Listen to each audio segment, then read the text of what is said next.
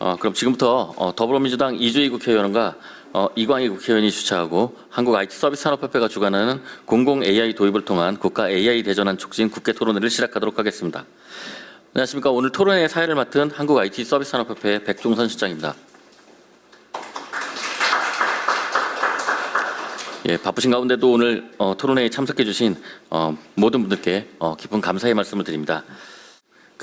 오늘 세미나에 참석해 주신 분들을 소개해 올리겠습니다. 제가 한 분 한 분 소개해 드릴 때마다 큰 박수로 환영해 주시기 바랍니다. 먼저 오늘 토론회를 주최해 주신 과학기술정보방송통신위원회 더불어민주당 이주희 국회의원님 소개해 드립니다. 예, 이광희 의원님은 오시는 대로 소개해 드리도록 하겠습니다. 그리고 오늘 행사를 주관한 한국 IT 서비스 산업협회 신장호 회장님 소개됩니다.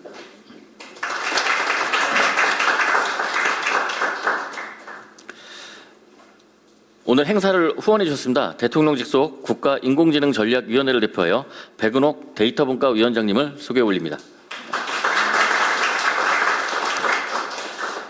예, 그리고 오늘 발표자분들을 한 분 한 분 소개해 드리겠습니다.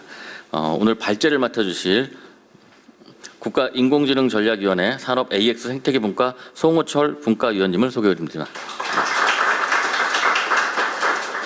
예, 그리고 두 번째 발제를 해주실 행정안전부의 이세영 인공지능정부 정책국장님을 소개해 올립니다. 예, 그리고 오늘 패널 토론회 좌장을 맡으실 동국대학교 박진호 교수님을 소개합니다. 예, 그리고 과학기술정보통신부 권호민 과장님 오셨습니다. 예, 카이스트 이철호 교수님 오셨습니다. 예, SKAX 이경환 전문위원님 모셨습니다. 한국 IBM 김민성 상무님 모셨습니다. 한국 IT 서비스 산업협회 최효근 부회장님 모셨습니다. 예, 모든 참석자분들을 소개해 올리지 못하는 점 양해해 주시기 바랍니다. 예, 다음은 더불어민주당 이주희 의원님의 개회사가 있겠습니다. 급하게 준비된 토론회였을 텐데도 불구하고 이렇게 지금 현재 AI 전략 분야, 특히 공공 AI 관련해서 나름 또 하나의 일가를 이루고 계시는 분들께서 다 모여주셔서 정말 진심으로 감사하다는 말씀 드립니다. 제가 성함을 일일이 호명은 하지는 않겠으나 제 마음이 다 여러분들께 다 있다는 것을 꼭 알아주셨으면 하고요. 지난번에 저희가 공공 소프트웨어의 좀 발전 방향, 그리고 AI 분야를 공공 영역에 어떻게 도입할 것인가 이런 주제로 좀 몇 차례 세미나도 하고 토론회를 가져왔었습니다. 그런데 아직은 우리 이제 정부가 출범한 지 얼마 안 됐던 시기이기도 하고 또 국가 AI 전략위원회에서 낸 어떤 안이 제가 보기에는 그 당시까지는 좀 덜 구체적이었던 시기인 것 같은데 올해 들어오면서부터는 정말 본격적으로 우리가 공공 영역에서 AI 도입 문제에 있어서 좀 구체적인 논의들을 지금 진행해 가고 있는 것이 아닌가 생각이 들고요. 저희가 지금 AI 대전환 관련한 토론회를 각 이제 분야별로 지금 제가 계속 연속적으로 진행을 하고 있는데 그간 진행되었던 논의를 좀 집대성하고 이후에 이 논의를 어떤 방향에서 보완해 나갈 것인지 이것을 한 번 정도씩 좀 계속 짚는 자리라고 생각하시면 좋을 것 같습니다. 그래서 오늘 아까 말씀드렸듯이 마침 굉장히 이제 각 이제 어떻게 보면 산학연 또 정부 곳곳에서 오신 만큼 오늘 이 자리에서 논의된 내용들을 저희가 이후에 구체적인 정책 또 입법으로 귀결할 수 있을 것이라고 확신하고요. 정말로 죄송하게도 제가 오늘 진짜 피치 못할 또 일정이 있습니다. 제가 웬만한 토론회 끝까지 제가 주최한 토론회 다 있는데요. 하필 오늘 좀 일정이 겹쳐서 나중에 제가 이 영상을 녹화하고 있는 이 내용을 추후에 다시 꼭 보겠다는 약속을 드리고요. 오늘 귀한 말씀 기대하겠습니다. 감사합니다.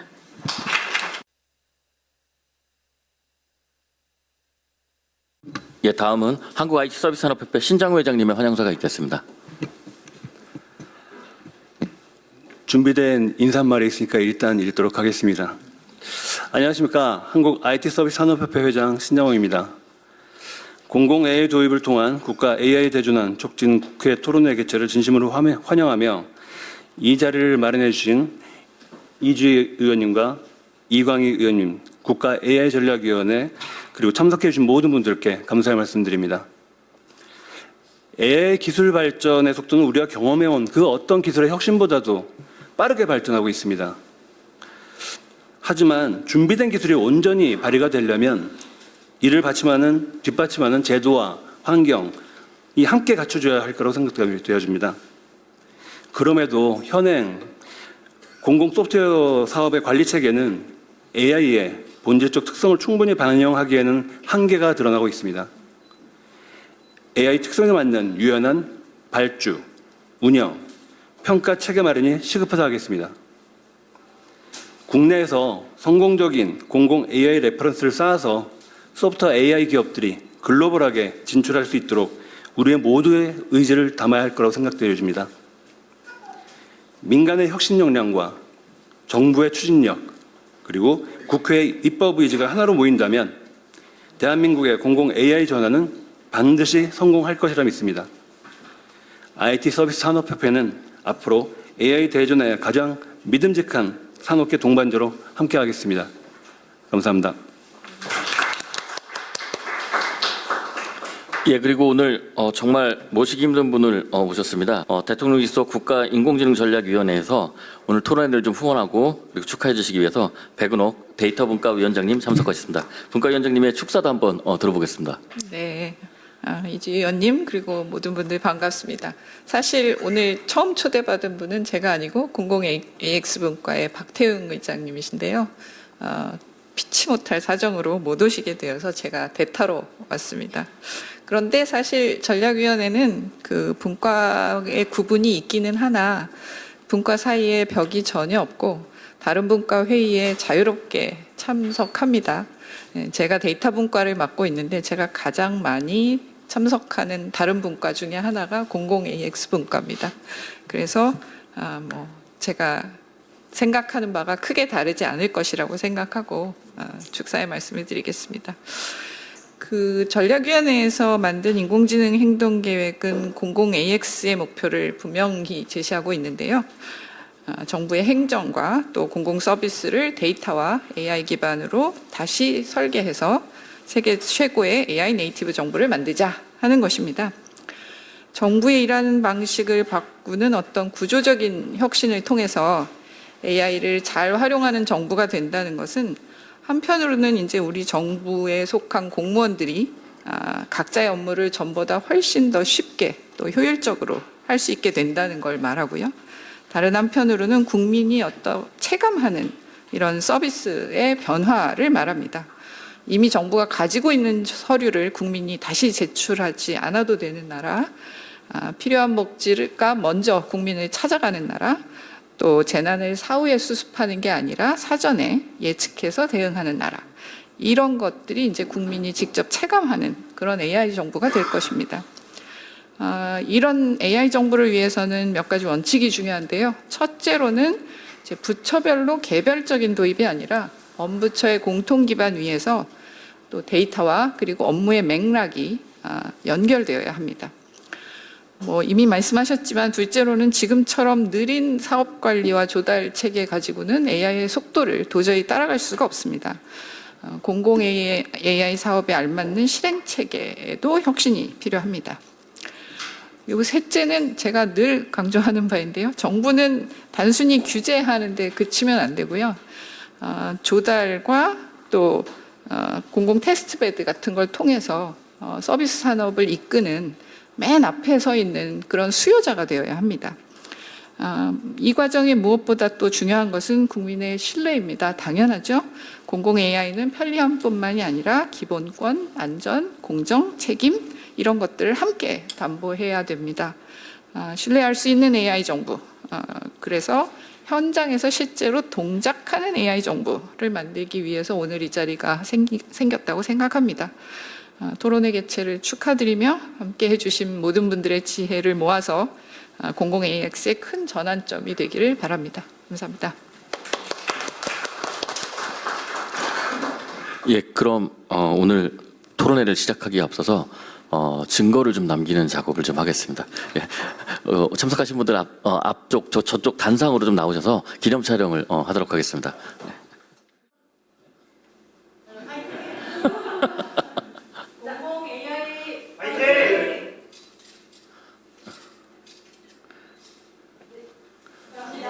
예, 수고하셨습니다.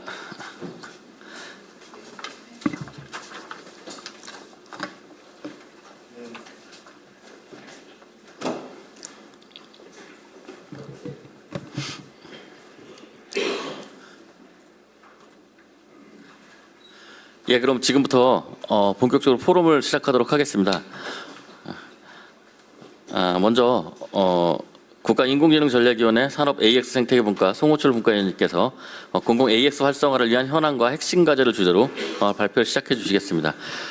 발표는 앉아서 그냥 해주시면 될 것 같고요. 미리 사전에 좀 안내를 좀 드리면 아까 그 말씀드렸다시피 이 모든 토론회 내용이 다 녹화되고 있습니다. 녹화되고 있어서 혹시 발언을 하실 때 이 마이크를 좀 사용해 주시고, 그리고 발언이 끝나면 공간이 좀 넓어서 하울링 좀 생길 것 같으니까 마이크를 좀 꺼주시고 그렇게 좀 해주시기 바랍니다.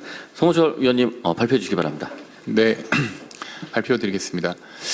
사실 이제 공공 AX 활성화라는 과제가 사실 단순히 AI를 이렇게 도입하는 게 아니라 어떻게 보면 기존에 있던 레가시 시스템이 AI가 연결되고 활용될 수 있게끔 이제 준비돼야 되는 게 먼저 돼야 되는 상황이라고 생각합니다. 그래서 오늘 AI에 대한 내용이 아니라 현재 되어 있는 것들에 뭐를 바꿔야 되는지에 대한 부분들을 조금 정리를 해봤습니다.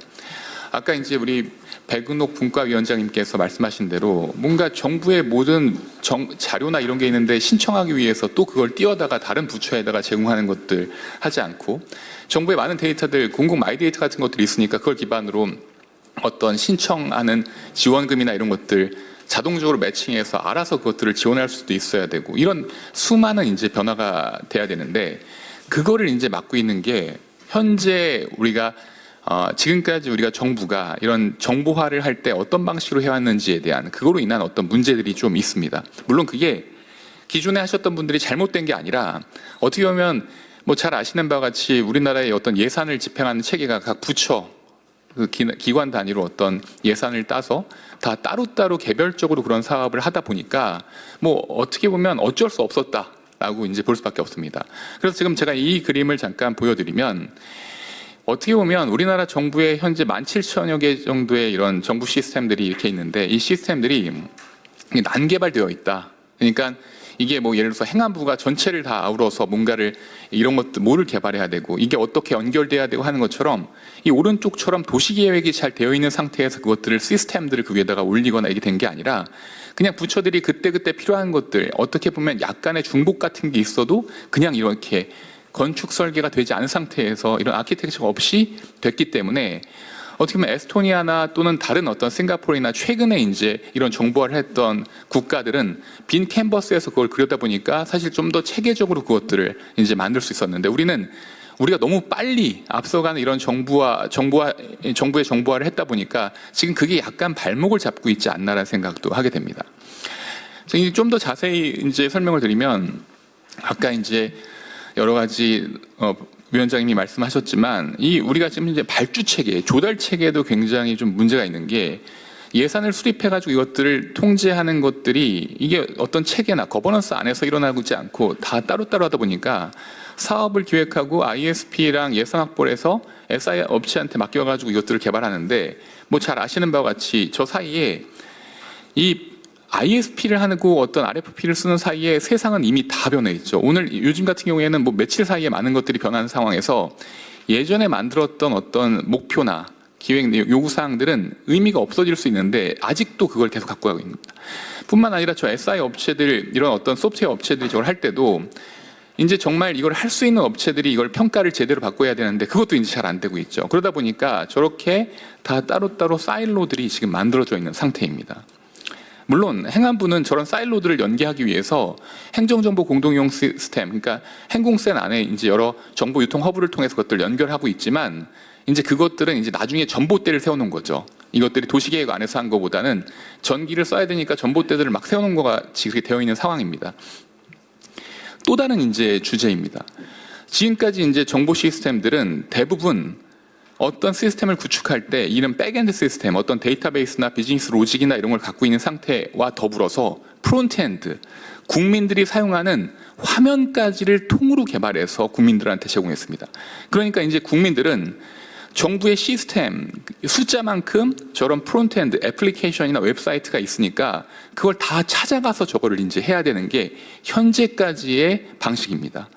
근데 우리가 이거를 바꿔야 되는 부분이 뭐냐면 실제 프론트엔드랑 백엔드를 분리해야 됩니다. 결국은 저 지금 하고 있는 디지털 융합 플랫폼, 지금 이제 이것도 열심히 잘 진행하고 있는데 국민들은 정부가 제공하는 저런 웹사이트나 애플리케이션을 통해서 저 백엔드의 데이터베이스나 비즈니스 로직 같은 거 액세스도 할 수 있어야 되겠지만 그게 아니라 이미 익숙하게 사용하고 있는 민간의 소프트웨어, 서비스들을 통해서 정부에서 제공하는 API, 백엔드를 적절한 인증 체계나 여러 가지 권한 체계 안에서 저것들을 융합해서 사용하는 것이 가장 좋다고 보여집니다. 즉 뭐냐면 국민들이 꼭 정부가 제공하는 웹사이트나 그게 이 애플리케이션이 아닌 민간에서 정부에서 제공하는 저런 백엔드의 여러 유틸리티들이나 펑션들을 융합해서 사용하는 저런 기능들을 활용하게끔 해줘야 되는데 저게 노출이 하나도 안 되어 있는 겁니다. 저게 왜 또 중요하냐면 뒤에도 말씀드리겠지만 이제 에이전틱 AI가 적용된 어떤 정부 시스템이 에이전트를 통해서 뭔가를 민간의 에이전트나 정부가 제공하는 에이전트를 통해서 이것들이 오케스트레이션 되고 안에서 어떤 정부가 제공하는 기존의 툴, 그러니까 그 툴이라고 하면 우리가 좀 더 포괄적으로 얘기하는 건데 뒤에 API들이나 여러 가지 메시지 큐나 MCP가 됐거나 그런 툴들을 쓸 수 있게끔 해야 되는데 저 툴이 노출이 전혀 안 되고 있다. 물론 그 행안부에서 그것들을 좀 해결하기 위해서 디지털 서비스 개방이라고 해서 여러 정부에 있는 API들을 개방하려는 노력이 있지만 굉장히 그것도 각 부처들이나 기관 단위로 다 따로따로 되고 있는 게 현재 한계라고 할 수 있습니다. 자, 지금 이런 거죠. 지금 이제 각 부처들이 디지털 서비스 개방을 하기 위해서 API들이나 이것들을 표준을 정하거나 어떤 인증 체계를 해가지고 IAM, Identity and Access Management 같은 거나 이런 퍼미션을 관리하거나 하는 것을 따로 통합해서 하지 않고 지금은 뭐냐면 저기에 그 각각의 시스템들마다 사용자의 아이디 패스워드나 인증 체계가 따로 갖고 있고 이 API 노출할 때 그런 약속이나 이런 프로토콜들도 다 따로 이렇게 SI 업체들이 다 따로따로 하다 보니까 저 민간 기업들은 저런 API를 사용하는 데 있어서 각 기관에 맞춰가지고 저걸 개발하는 게 현재의 상황입니다. 근데 이게 어떻게 따지면 이걸 어떻게 바꿔야 되냐면 게이트웨이가 있어야 됩니다. 지금 망분리 상태에서 있는 정부와 민간의 이런 망에 기존의 화면이 아니라 API를 노출할 때 적절한 L7 레이어에서의 어떤 API에 대한 내용들을 들여다보면서 문제가 있는지 없는지 체크하고 이거를 민간에서 저런 API를 적절하게 사용할 때 각 부처들이나 기관이 저거를 게이트웨이를 따로 만드는 게 아니라 범정부 관문이 있어야 되는 거죠.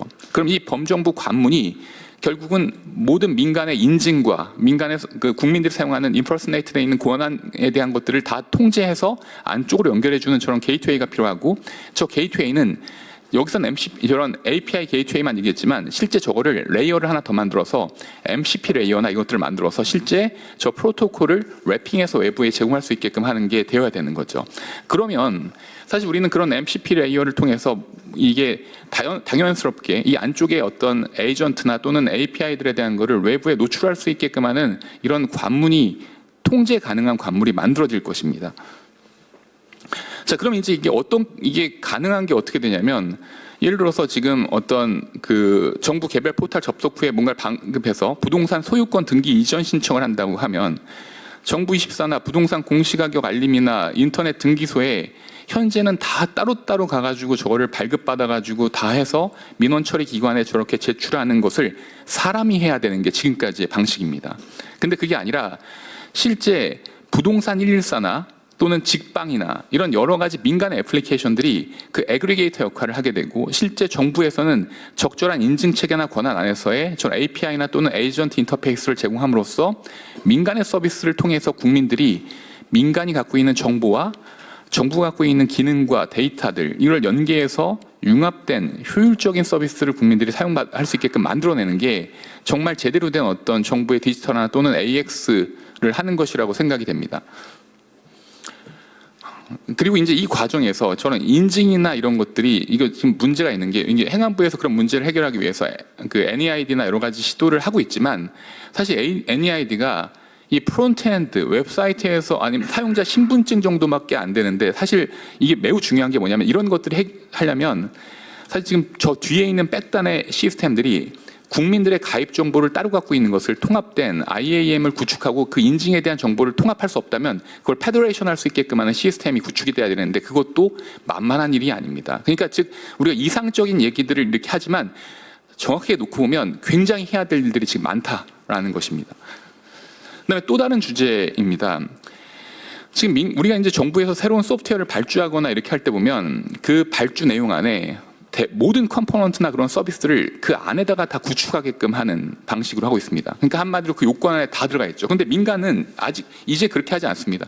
어떤 스타트업이나 어떤 이런 소프트웨어 회사들이 뭔가를 만들 때 그냥 자기의 핵심적인 킬러 컨텐츠나 중요한 기술들에 대한 것만 만들고 나머지는 다 이 빌딩 블록들을 갖다가 조합해서 굉장히 빠르게 이런 서비스를 만들어냅니다. 근데 이게 문제는 그런 거겠죠. 망분리가 된 상태에서 충분하게 정부 내부에 저런 빌딩 블록들이 존재하지 않으니까 재사용할 수 있는 빌딩 블록이 없으니까 실제 레고 블록처럼 저런 재료들이 있어야지 빨리 뭔가를 더 새로 만들 수 있고 또는 그 레고 블록에 대한 하나만 유지보수하면 전체에 그걸 사용하는 것들이 다 유지보수가 잘 될 수 있게끔 만들어야 됨에도 그게 안 되고 있는 겁니다. 그럼 우리가 이제 또 어떤 걸 바꿔야 되냐면 민간처럼 해야 됩니다. 정부 내부에 저런 것들을 프로젝트마다 다 따로 만드는 것이 아니라 민간의 유틸리티도 잘 쓸 수 있게끔 만들 수 있어야 되고 각 부처별 다른 그 부처에게 서비스를 제공할 수 있는 저런 빌딩 블록들이 에이전트로 제공이 되던 아니면 API 인터페이스로 되던 범부처 공통 빌딩 블록이나 예를 들어서 인증이나 또는 미디어 스트리밍 같은 유틸리티들이나 이런 것들이 잘 재사용될 수 있게끔 만들어줘야지만 우리가 굉장히 효율적으로 그걸 나아갈 수 있을 겁니다. 지금은 시스템을 구축할 때 그런 것들을 다 따로따로 만들어버리는 상태이기 때문에 예산도 많이 들어가고 유지보수도 안 됩니다. 그래서 근데 이게 안 되는 이유가 뭐냐면 예산의 문제입니다. 저렇게 공통적으로 사용하는 빌딩 블록들을 바깥에 보여주는 게 없으니까 사업화시켜서 저런 것들을 관리하고 예산을 받아가지고 저런 것들을 만들어낼 수 있는 게 누가 해야 되느냐.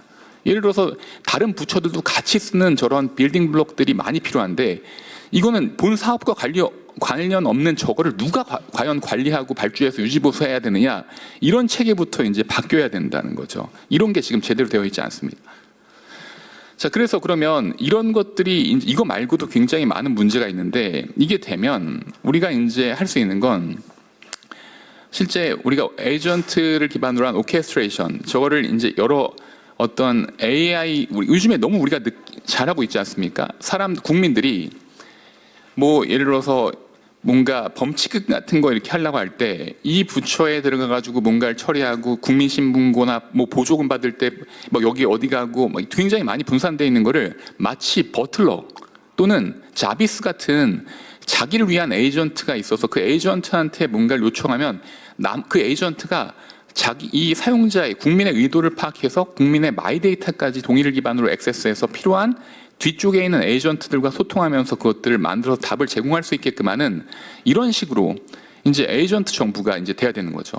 그럼 우리가 이 에이전트를 만들 때 지금 우리가 에이전트를 얘기를 하면 대부분 그겁니다. 클로드나 또는 뭐 그 GPT가 됐거나 들어가면 그 플랫폼에 종속된 에이전트를 갖게 됩니다. 거기다가 프롬프트로 에이전트를 만들든지 뭐 여러 가지 그렇게 만들게 되는데 그게 아니라 그걸 분리해낼 수 있어야 됩니다. 그래서 그 분리해낸다는 건 결국 이 에이전트가 저 퍼셉션, 리즈닝, 액션, 피드백 루프를 우리 국가 내부에서 여러 그 LLM과 분리된 상태로 저거를 이제 할 수 있게끔 만드는 그리고 저 액션 단계에서 기존에 있는 백엔드 레가시 시스템들과 인터페이스를 해서 자동적으로 어떤 정부의 시스템을 꼭 그 화면이 아니라 에이전트가 액세스해서 뭔가 국민에게 맞는 서비스를 제공할 수 있게끔 만드는 이런 체계가 이제 준비돼야 된다는 거죠.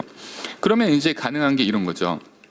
우리가 뭐 어떤 서울 경기 지역 중 데이터 센터 구축이 가능한 부지를 찾고 인근 인프라 뭐 어쩌고 이렇게 해달라.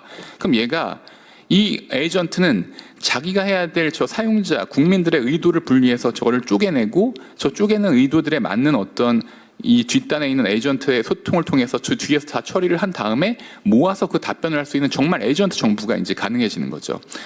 여기에 더 나가서 보면 사실 에이전트가 처리해야 될 것들이 저거 말고도 많습니다. 우리가 기존의 툴이나 이런 거 말고도 어떤 정부의 시스템으로부터 이벤트를 받아야 됩니다. 뭔가 국민한테 지원 자금 같은 게 있다 그러면 에이전트가 그 변화에 대한 걸 인지하고 그러니까 이벤트 드리븐 그러니까 어떤 에이전트의 역할들을 할 수 있어야 되고 또는 또 여기서 우리가 국민에게 서비스하는 거니까 휴머인들로부터 매우 중요합니다. 이걸 확인해서 처리할 수 있는 그런 메커니즘도 들어가야 되고 이게 이제 가드레일부터 시작해가지고 지침에 대한 것도 이걸 잘 만들 수 있는 정부를 위한 에이전트 플랫폼이 이제 필요한 거죠. 자, 근데 이제 그 아까도 초반에도 말씀드렸지만 이걸 할 때 이런 걸 만들 때 저는 지금 약간 좀 지금 현재 상태로 어렵다고 생각하는 게 이겁니다. 우리가 ISP나 아까 위원장이 말씀하신 대로 조달 체계를 바꾸지 않는 이상 이거 제대로 된 이걸 할 수 있는 기업을 선정하기도 또는 잘 아시겠지만 이런 거죠. RFP를 내 가지고 이렇게 하다 보면 기술이 바뀌니까 새로운 기술을 RFP 요건에다가 적용하고 싶은데 그렇게 되면 기업들은 이런 얘기를 합니다. 그렇게 하면 우리가 이것들을 마무리를 제대로 하거나 그걸 책임질 수가 없다. 그런 얘기를 하니까 결국은 그 담당하시는 분들은 그걸 바꾸지도 못하고 이러지도 못하고 저러지도 못하면서 이제 시간이 끝까지 가면 이런 거죠. 이제 반대로 가불이 바뀝니다. 이거 이러면 우리가 이거 종료 못하는데요 라고 얘기를 하면서 반대로 기관이나 이런 부처들에게 이걸 압박을 주게 되는 거죠. 그러면 어쩔 수 없이 이게 제대로 되지도 않은 상태에서 마무리를 할 수밖에 없는 상태가 계속 반복됩니다. 또는 예산도 어떤 프로젝트는 예산이 확 남는 경우도 있고 어떤 프로젝트는 모자라는 경우도 있는데 그거를 조정하는 것도 누군가 해주지 않으니까 결국 이 담당하시는 분들이 책임져야 되니까 그거를 이러지도 못하고 저러지도 못하는 겁니다. 그래서 여기서 필요한 게 저는 지금 이 AX의 가장 중요한 건 디지털 트랜스포메이션이나 아까 그런 인터페이스나 그런 각 부처들이 하는 것을 통합적으로 관리하는 범정부 협력 거버넌스 체계가 매우 중요하다. 그리고 이 거버넌스 체계가 중요한 이유는 조금 전에 말씀드렸던 여러 가지 문제들을 대신 책임져주고 대신 결정해주는 역할이 매우 중요하다고 생각합니다. 그러니까 이게 보면 예산을 기반으로 움직이다 보니까 그 예산에 관련된 내용을 바뀌는 것이 나중에 감사나 책임에 영향이 있을까 봐 그걸 못하는 것을 여기서 이제 이런 범정부 협력 거버넌스 체계가 예를 들어서 위원회와 또는 어떤 조직이 그것들을 예를 든다면 영국의 GDS 거버넌스 디지털 서비스 같은 데나 싱가포르의 거브텍이나 이런 데처럼 그것들을 책임져주고 기술을 이해하는 조직이 이걸 하는 것이 매우 중요하다라고 할 수 있습니다. 자, 그래서 또 하나는 이제 제가 하나를 뺐는데요. 이게 이제 발주 체계에 대한 것도 그 하나의 이제 예시를 들면 이런 겁니다. 그 미국 같은 경우에는 그 DoD 같은 데서 하는 프로젝트가 물론 이게 약간은 좀 다릅니다. 어떤 그 프로젝트 그러니까 이제 뭔가 시험적으로 한번 해보고 그게 되면 그러니까 프로토타이핑해서 그게 되면 그것들을 확 적용해주는 이런 단계가 있는데 예를 들어서 우리나라도 그런 거를 한다면 이렇게 가능할 겁니다. 예를 들어서 어떤 처음부터 막 1,000억짜리 몇백억짜리 프로젝트를 내는 게 아니라 시나리오를 기반으로 해서 이게 RFP가 아니라 시나리오입니다. 뭘 원하시는지 국민이 이렇게 해서 아까 위원장님 말씀하신 대로 뭔가 신청하지 않고 뭔가를 하고 이렇게 해서 이렇게 됐으면 좋겠어. 그리고 뭔가 그 마이데이터나 이런 정보를 기반으로 해서 뭔가 알아서 그 국민에게 필요한 것들을 제시해 줬으면 좋겠어라고 한다면 그런 시나리오들이 구체적으로 나오면 업체들이 그 시나리오를 구현하기 위한 아키텍처나 기술들을 제안해서 그거를 판단하고 그 중에서 가장 적합하다고 그러니까 훌륭하다고 되는 기업을 하나를 선정하는 게 아니라 두세 개를 선정해서 작은 예산으로 프로토타이핑하면서 실제 그게 과정에서 발생할 수 있는 법 제도적인 문제나 시스템의 인터페이스 문제부터 문제가 어마어마하게 많이 생길 텐데 그거를 사전에 그거를 뽑아내고 그 문제들을 해결해 준 상태에서 실제 본 프로젝트가 발주될 수 있게끔 하는 체계를 만드는 것이 매우 중요하다고 할 수 있을 것 같습니다. 네, 이상입니다. 예, 송호철 의원님 수고하셨습니다. 발제는 계속 이어가겠습니다. 다음으로는 행정안전부 인공지능정보정책국 이세용 국장님께서 AI 네이티브 정부 구현을 위한 공공 AX 혁신 방안이라는 주제로 발표를 해주시겠습니다. 네, 먼저 오늘 발제 기회를 주신 이주희 위원님 그리고 이강희 위원님, AI 전략위원회 및 한국서비스산업협회 감사의 말씀을 먼저 드리겠습니다. 오늘 제가 그 발제할 내용은 당초 저한테 이제 의뢰했던 내용 그대로 저는 발표를 하도록 하겠습니다. AI 네이티브 정부 구현을 위한 공공 AX 혁신 방안이 그 내용이 되겠습니다. 이 내용 중에서 특히 그 공무원의 업무 처리 방식 혁신 그리고 정부의 사업 추진 방식 혁신 이 두 가지를 중점적으로 말씀드리도록 하겠습니다. 먼저 AI 네이티브 정부에 대해서 알고 갈 필요가 있을 것 같습니다. 잘 아시는 것처럼 김대중 정부에서 본격적으로 추진된 전자정부가 디지털 정부로 발전하고 현재는 AI 정부로 또 와 있는 상황이라고 할 수가 있겠습니다. 저희 정부에서 추진하고 있는 AI 정부의 모습은 AI 민주정부로 민주성에 기초한 AI 정부라고 할 수 있겠습니다. 잠시 후에 자세하게 설명드리겠습니다. AI 민주정부가 AI 네이티브 정부 실현을 위한 출발점이라 하겠습니다. AI 네이티브 정부라고 하는 것은 정부의 업무 서비스 인프라 등을 설계 단계에서부터 AI 도입과 활용을 전제로 재설계하는 그런 개념이 되겠습니다. AI가 정부 운영과 서비스에 있어서 핵심 엔진 역할을 함으로써 그 핵심 엔진을 기준으로 정부가 운영되는 그런 방식이고 AI가 실질적으로 정부 안에서 내재화되는 그런 모습이라고 할 수 있겠습니다. 최근에 각 기관에서 일부 진행되고 있는 기존의 정부의 운영과 서비스에 보조적으로 기술적으로 AI를 활용하는 그런 방식이 아니다라는 말씀을 먼저 드리겠습니다. 그간의 전자정부 추진 경과를 보면은 1967년에 경제기획원에 IBM 장비가 도입되면서 시작이 됐고 2000년 들어서서 전자정부 11대 과제 그리고 31대 로드맵 등 대규모 전자정부 투자를 통해서 발전의 계기가 마련되었다고 할 수 있겠습니다. 그리고 2019년하고 20년을 거치면서 디지털 정부로 발전해 왔다고 할 수 있겠습니다.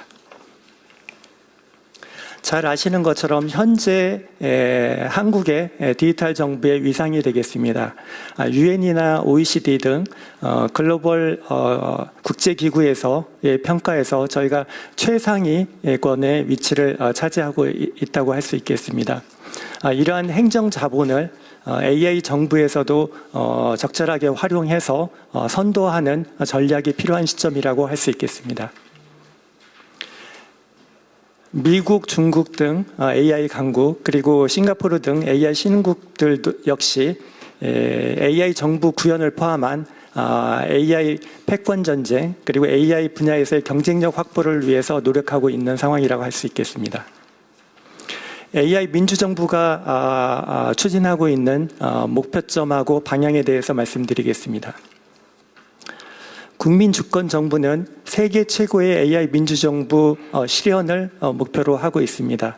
AI 민주정부는 간략하게 말씀드리면은 주권자인 국민에게 봉사하는 한국형 AI 정부라고 말할 수 있겠습니다. 123개 국정과제 중에서 24번째 과제로 지금 선정되어 있는 상황입니다. AI 민주정부는 AI 기술을 통해서 국민과 함께 만들어가는 친절하고 유능한 정부로 저희는 개념을 잡고 있습니다. 국민 누구나 누려야 하는 권리를 보장해주는 서비스 정부, 그리고 국민의 뜻을 제대로 파악하는 국민이 주인인 주권 정부, 그리고 기술을 통해서 국민의 시간과 노력을 절약해 줄 수 있는 일 잘하는 정부가 바로 저희가 생각하는 세계 최고의 AI 민주정부의 방향이자 그 개념이라고 할 수 있겠습니다. 이러한 AI 민주정부 실현을 위해서는 그 기반이 필요하다고 할 수 있겠습니다. 인적인 기반도 필요하고 제도적인 기반 그리고 안정성도 필요하고 산업적인 기반도 역시 같이 병행적으로 가야 된다고 할 수 있겠습니다. 아마 오늘 이 자리가 이런 측면에서 마련되었다라고 볼 수 있겠습니다. 먼저 공공 AX 분야 주요 혁신 과제 부분이 되겠습니다. 공무원의 일하는 방식 혁신에 대해서 자세하게 좀 설명드리고자 합니다. 여러 기관에 흩어져 있는 데이터를 모아서 과학적으로 분석하고 해당되는 사회 문제를 해결하는 방식으로 업무가 좀 진행되고 있습니다. 잘 아시는 것처럼 싱크홀이 전국 곳곳에서 발생하고 있습니다. 이러한 싱크홀을 미리 예측하기 위해서는 다양한 데이터들이 필요합니다. 기본적으로 집안에 대한 데이터가 필요합니다. 그 집안의 강도라든지 그리고 그 집안의 기존의 해당 지역에서의 이제 치마 이력이라든지 이런 정보들도 필요할 것이고, 그리고 물하고 관련된 정보도 필요합니다. 인근에 지하수가 있는지, 하수도관이 파손되어 있지는 않은지, 극한호우를 통해 가지고 일대에 또 침수가 최근에 된 적은 없는지 이런 정보들도 필요하고, 싱크홀이 발생하는 그 도로 위에서 그 교통량 정보도 역시 필요하다고 할 수 있겠습니다. 인근에 지하철 공사는 하고 있지 않은지, 그리고 대형 빌딩이 건축 중인 건 아닌지, 이러한 다양한 정보들이 모였을 때 싱크홀을 예측할 수 있다고 할 수 있겠습니다. 이런 측면에서 현재 정부에서는 다양한 데이터 분석 사업들을 진행하고 있고, 이러한 데이터 분석 사업은 관건은 결국에는 그 데이터 간의 칸막이를 제거하는 것이고, 이게 바로 정부 내의 협업의 토대를 만든다고 할 수 있겠습니다. 두 번째는 다양한 AI 모델들이 등장하고 있는데, 정부에서도 특히 이제 내부 행정망에서도 안전하게 이러한 AI 모델들을 활용할 수 있는 인프라를 구축하는 부분이 되겠습니다. 저희가 과기정통부와 함께 범정부 AI 공통 기반을 현재 구축하고 있습니다. 이 공통 기반에는 다양한 AI 모델들이 제공되고 있고, GPU 등의 컴퓨터 자원과 공통 데이터들을 활용할 수 있는 체계가 만들어지고 있습니다. AI 모델의 경우 현재 과기부에서 진행하고 있는 독자 파운데이션 모델 등까지 저희가 확대할 계획으로 있다라는 말씀을 드리겠습니다. 이러한 범정부 AI 공통 기반은 각 기관이 소관 업무에 관련된 AI 서비스를 효율적으로 만들 수 있는 개발 환경을 제공한다라는 데 그 의의가 있다고 하겠습니다. 두 번째는 공무원 개인이 행정 업무를 처리할 때 AI 도구를 마음껏 쓸 수 있는 환경을 만들어주는 부분이 되겠습니다. 이러한 도구를 제공하기 위해서 OnAI라고 지능형 업무관리 플랫폼이 구축되고 있습니다. AI 챗봇을 통해서 보고서 초안을 만들고 보도자료를 작성하는 그런 작업들을 할 수 있고, 그리고 협업 도구들이 운영이 되고 있습니다. 화상회의라든지 메일 메신저 같은 기능들이 역시 제공이 되고 있습니다. 이를 통해서 AI가 화상회의록을 자동으로 생성한다라든지 아니면 메일 내용을 요약하는 그런 기능들도 제공하도록 되어 있습니다. 그리고 웹 편집기를 통해서 정부의 문서를 공동으로 작업할 수 있는 편집 기능도 제공되고 있습니다. 5월부터는 출장 이동 시에도 내부 망에서 이루어지는 각종 메일이라든지 이런 내용들을 장소 제약 없이 활용할 수 있는 모바일 서비스가 제공될 예정이고, 이런 걸 통해서 공무원 개인적인 측면에서 업무를 효율적으로 AI 도구를 활용해서 보다 효율적으로 활용할 수 있는 그런 환경이 제공된다라고 보시면 되겠습니다. 또 하나 중요한 부분이 공공문서의 혁신 부분이 되겠습니다.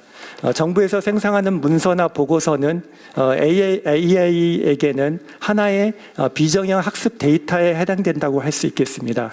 현재의 공공에서 생성되는 문서는 AI가 읽기 어려운 형태대로 되어 있습니다. 그래서 AI나 사람이 같이 직관적으로 읽을 수 있는 공공문서로 혁신할 필요가 있다고 할 수 있겠습니다.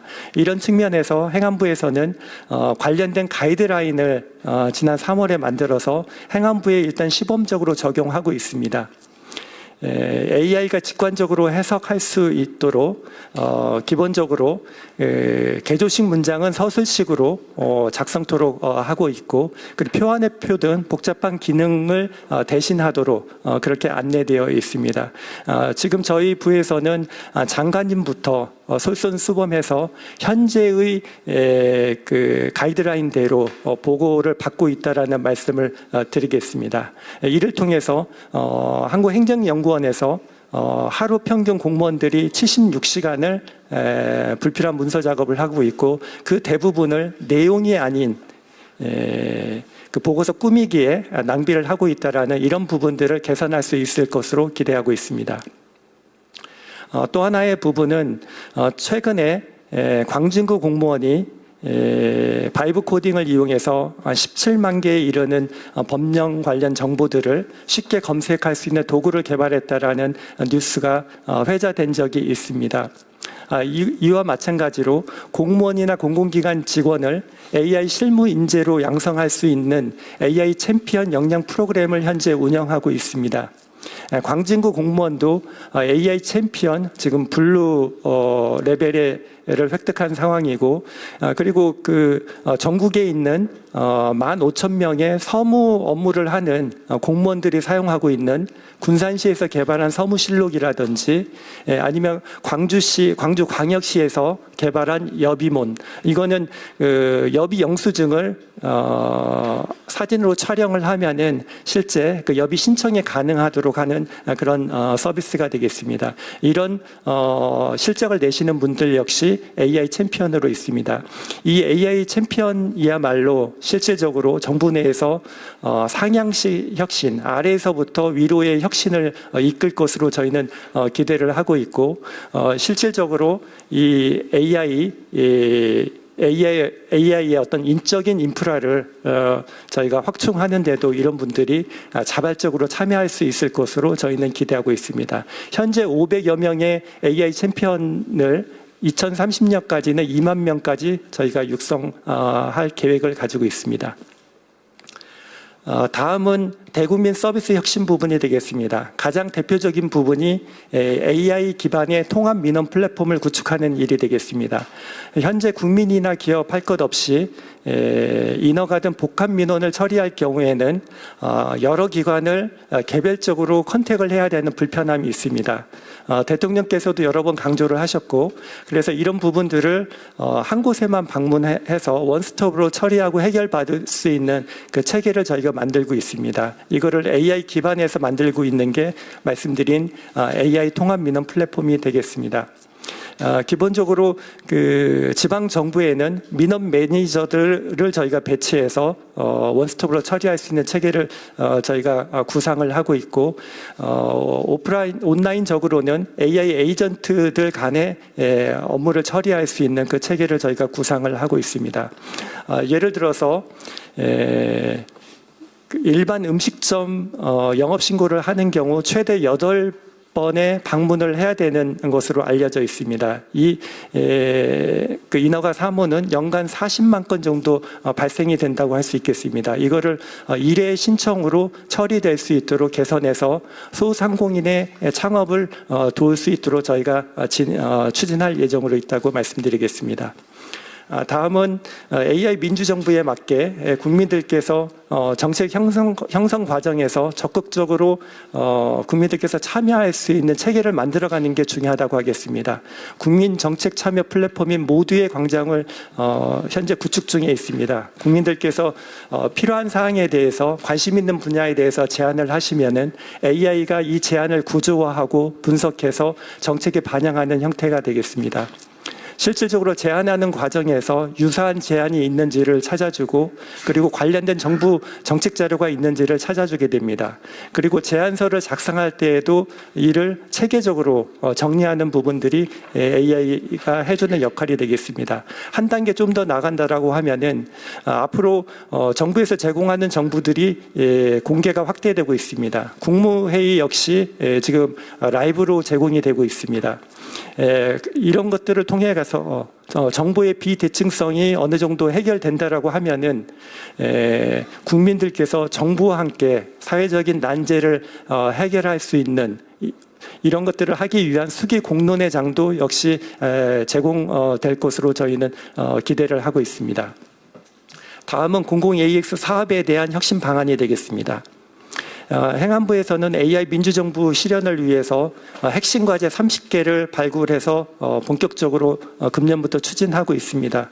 대국민 서비스 과제는 12개로 5번에 해당되는 AI 대국민 납세 서비스 혁신, AI 세무 상담사에 해당된다고 보겠습니다. 그리고 8번에 해당되는 복지행정 AI 구축, 이것 역시 AI 기반으로 복지 상담을 해주는 내용이 이제 들어가 있다고 하겠습니다. 정부의 효율성을 높이는 과제가 11개가 있습니다. 19번에 있는 AI 기반의 조달 발주, 기존에 이제 조달 관련 서류들이 있으면 공무원들이 이를 참조해서 쉽게 조달 서류를 만드는 개념이 되겠습니다. 그리고 20번에 AI 기반의 지식재산 심사 혁신이 되겠습니다. 지금 지식재산처에서 특허 심사관들이 있습니다. 이런 부분들이 개선될 것으로 보입니다. 재난안전 분야에 7개의 과제가 있습니다. 지능형 CCTV 그리고 AI 기반의 기상 기후 예측이 되겠습니다. 금년도에 이런 과제들은 한 1,000억 원 규모로 현재 추진되고 있는 상황입니다. 좀 전에 제가 설명드린 과제 중에 가장 대표적인 과제만 하나 설명드리겠습니다. AI 국민비서가 되겠습니다. 국민들이 자주 이용하는 카카오와 네이버 같은 민간 플랫폼을 이용해서 사람처럼 일상적인 대화만으로 행정 서비스를 받는 개념이 되겠습니다.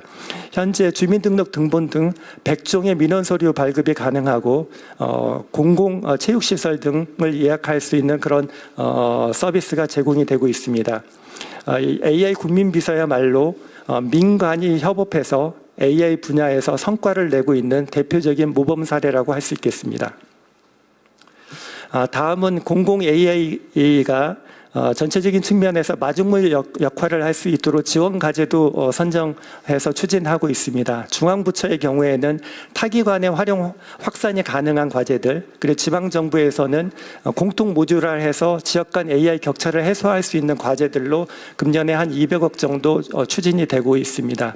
이러한 지원 과제들은 부처 간 그리고 지역 간 균형 있는 AI 활용 그리고 사업이 추진될 수 있는 데 목적을 두고 추진되고 있음을 말씀드리겠습니다. 이러한 공공 AX 사업을 체계적으로 지원하기 위해서 한국지능정보사회진흥원 내에 공공 AI 사업 지원센터를 지난 4월 2일 개소해서 운영을 하고 있습니다.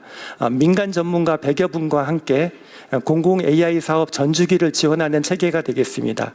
데이터나 인프라 등을 유기적으로 연계하고 AI 사업 초기에 각 부처에서 느낄 수 있는 여러 가지 어려움 등을 덜어주는 게 목적이라고 할 수 있겠습니다. 그리고 아마 오늘 주제하고도 가장 맞닿아 있을 수가 있는데요. AI 대전환 시대에 공공발주제도가 어떻게 개선돼야 될 것인지, 이거는 저는 이제 문제점만 제시를 하고자 합니다. 좀 전에 송호철 위원님께서도 언급하신 것처럼 현재의 공공정보화 사업의 이제 발주제도는 기본적으로 한 3년 정도 소요되는 그런 문제점을 안고 있습니다. 그래서 3년 후가 되면 아마 새로운 AI 기술들이 많이 도래가 될 텐데요. 그 시점이 되면은 현재 기획한 그 기술은 사용하기 어려운 상황이 될 수도 있다. 그런 어떤 문제점이 있다라는 말씀을 좀 드리고요. 또한 현재의 경직되어 있는 사업 수행 절차로 인해서 과업 변경도 어렵기 때문에 계약이 되고 나서 최신 기술이 등장한 경우에는 반영하는 게 어려운 구조로 되어 있다고 하겠습니다. 또 하나는 현재의 공공정보화 사업이 펑션 포인트, 기능 중심으로 사업비가 설계되어 있습니다. 이런 부분들도 AI 사업의 대체적인 특성들하고는 다른 면이라고 할 수 있겠습니다.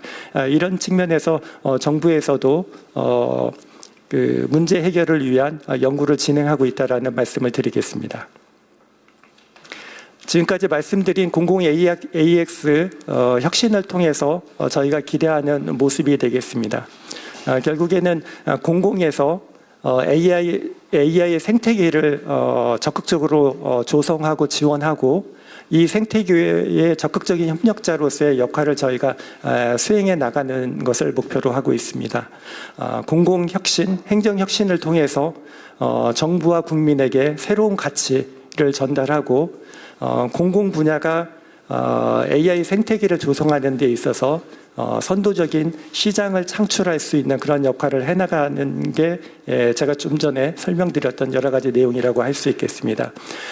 그리고 마지막으로 오늘 설명드린 이런 내용들은 AI 전략위를 중심으로 과기정통부 등 관계부처하고 협업을 하면서 진행되고 있다라는 말씀도 드리고, 오늘 토론회를 통해 가지고 민관이 여러 가지 공공 AX 사업이 안고 있는 문제점들을 해결할 수 있는데 그 지혜를 모으는 장이 됐으면 좋겠다라는 말씀을 마지막으로 드리겠습니다. 예, 감사합니다. 예, 이사영 국장님 상세한 발표 감사드립니다. 예, 그럼 지금부터는 이어서 패널 토론을 시작하도록 하겠습니다. 오늘 토론회는 동국대학교 컴퓨터 AI학부 박진호 교수님께서 좌장을 맡아주셨습니다. 그럼 지금부터 좌장님께 마이크를 넘기도록 하겠습니다. 박진호 교수님을 큰 박수로 맞이해 주시기 바랍니다.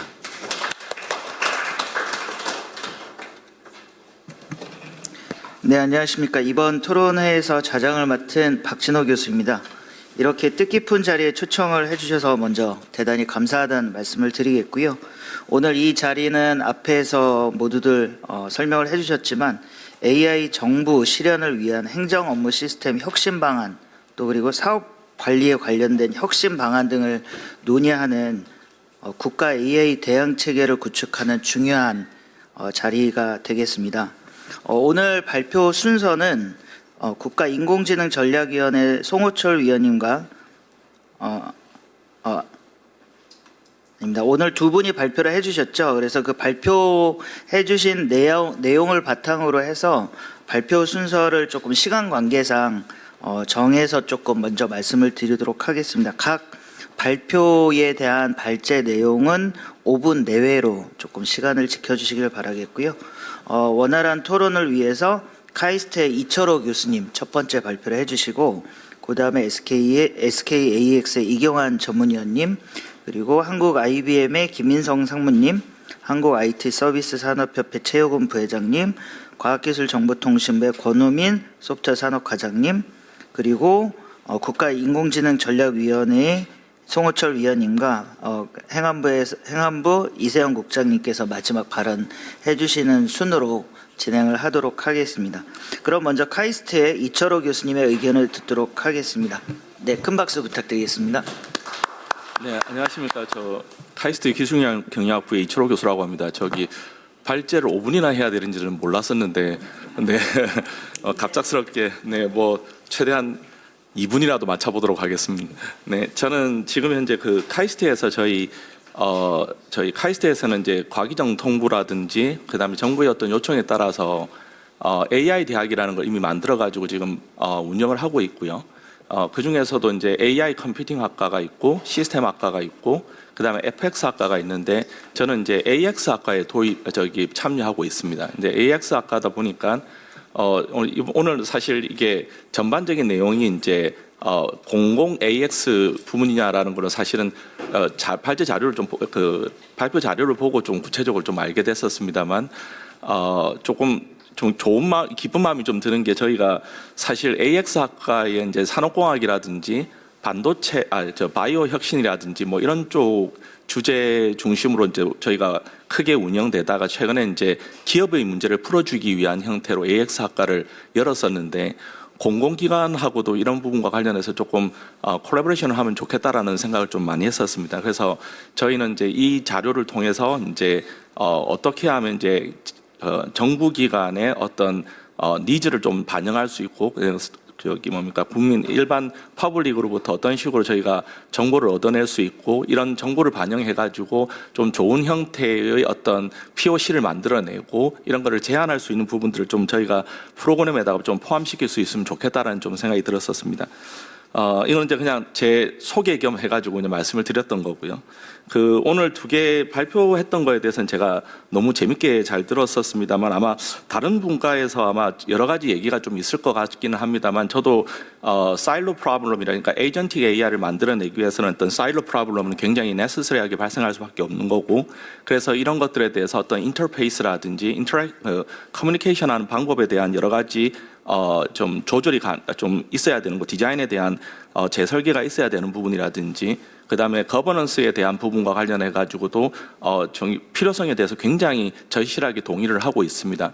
근데 이제 아마 오늘의 포커스라든가 발표 내용 자체가 좀 관련이 없어서 그런지 모르겠습니다만, 제가 예전에 디지털 플랫폼 정보, 그러니까 지난 정부 시절이긴 했습니다만, 이때 당시에 제안서 작업을 좀 했었던 것들이 있었는데, 그때 당시에는 이 AI 분야와 함께 이게 보안 분야라든지 이런 것들에 대한 이야기를 좀 많이 했었었는데, 아마 뭐 다른 토론회라든가 이런 데서는 충분히 아마 다뤄지고 있고 정부 내부에서도 다뤄지고 있을 거라고 생각을 합니다만, 지난 정부에서도 굉장히 기업으로부터 제로 트러스트라든지, 그다음에 이런 실제로 보안 문제를 어떤 식으로 해결해 갈 것인가, 그리고 특히 공공기관 중심의 어떤 AI 도입과 관련해 가지고는 기본적으로 가장 중요한 것들이 이제 보안 문제가 발생하지 않도록 이렇게 만들어주는 것들이 굉장히 중요하고, 그다음에 알고리즘의 바이어스라든지 뭐 이런 것들에 대한 부분들, 그리고 실제로 이런 오퍼레이션의 어떤 디스럽션이 발생을 했었을 때 어떤 식으로 레질리언스를 갖고 갈 것인가에 대한 대응 체계도 어느 정도 좀 이루어져야 될 거라고 생각하는데, 이미 토론은 했을 거라고 생각을 합니다만, 이런 부분들에 대해서도 좀 궁금하다는 부분이 좀 들었었고요. 그다음에 이게 실제로 이게 바이어스라든가 이런 것들이 발생을 했었을 때, 그 알고리즘 바이어스, 다시 말해서 이게 실제로 이런 시스템을 잘 사용하지 않는 사람들에게 좀 불편한 형태의 어떤 정보가 노출되거나 이런 일이 발생했었을 때, 이거에 대한 리스폰시빌리티나 라이어빌리티는 민간기관하고 같이 했었을 때 어떤 식으로 이거를 통제하고 협력해 나갈 것인가에 대한 부분들에 대해서도 조금 정보를 조금 더 얻고 싶다는 좀 생각이 들었었습니다. 그리고 사실 최근에 이제 정부 주도로 이제 그 한국형 라지 랭귀지 모델을 만든다고 들었던 것 같은데, 이게 지금 현재 어느 정도 진행이 되고 있는지도 좀 궁금하다는 좀 생각이 들었었고요. 그다음에 이제 그다음 사항으로 봤었을 때, 아까 이세영 국장님께서 얘기했던 부분들 중에서는 그 실제로 그 제안 중에서도 제가 알고 있기로는 이제 일반 시민들이 어떤 정책을 제안을 할 때 가장 큰 문제 중에 하나는 실제로 이 정책을 제안하는 것들이 문제가 아니고 정책을 이해하는 것들이 문제가 아니라, 일반적으로 이 정책이 기존에 여러 번의 어떤 개정을 통해서 이루어져 있었던 그 좀 축적된 형태의 합의 사항하고 좀 컨플릭트 되는 경우가 많은데, 이런 경우에 대해서는 어떤 식으로 액션, 그러니까 다시 말해서 대응을 할 것인지에 대한 방안을 가지고 계신지에 대해서도 좀 궁금했다는 부분들이 제가 이제 발표를 들으면서 좀 얘기가 들었던 거고요.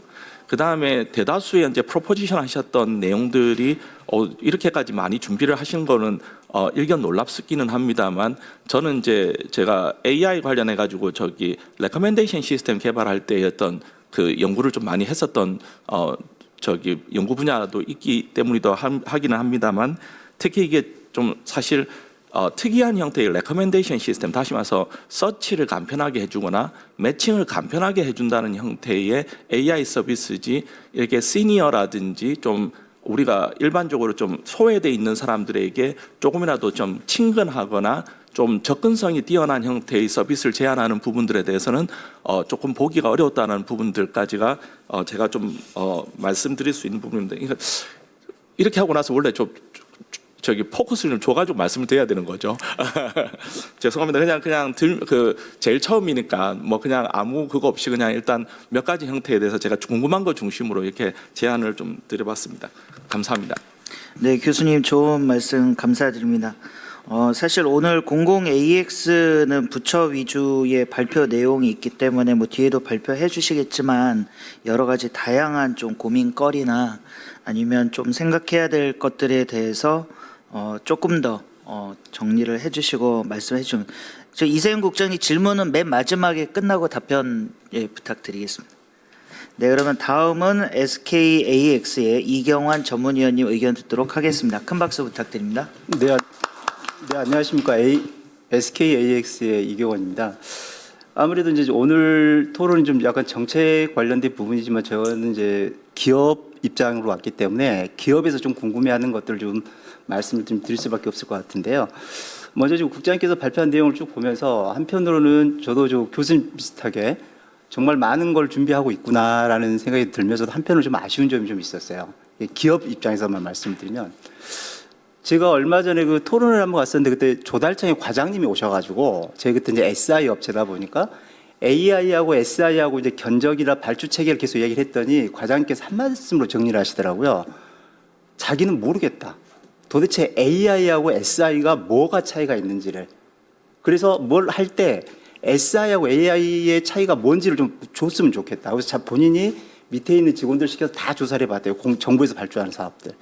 조금 죄송한 말이지만 국장님께서 말씀하셨던 부분들에 대해서 너무 다양하고 많은 변화가 있겠다라고 하는 긍정적인 면을 가지면서도 한편으로 좀 아쉬웠던 게 좀 죄송합니다. 여기를 다 SI로 바꿔도 크게 문제는 없을 것 같다는 생각이 저는 드는 거예요. 개인적으로.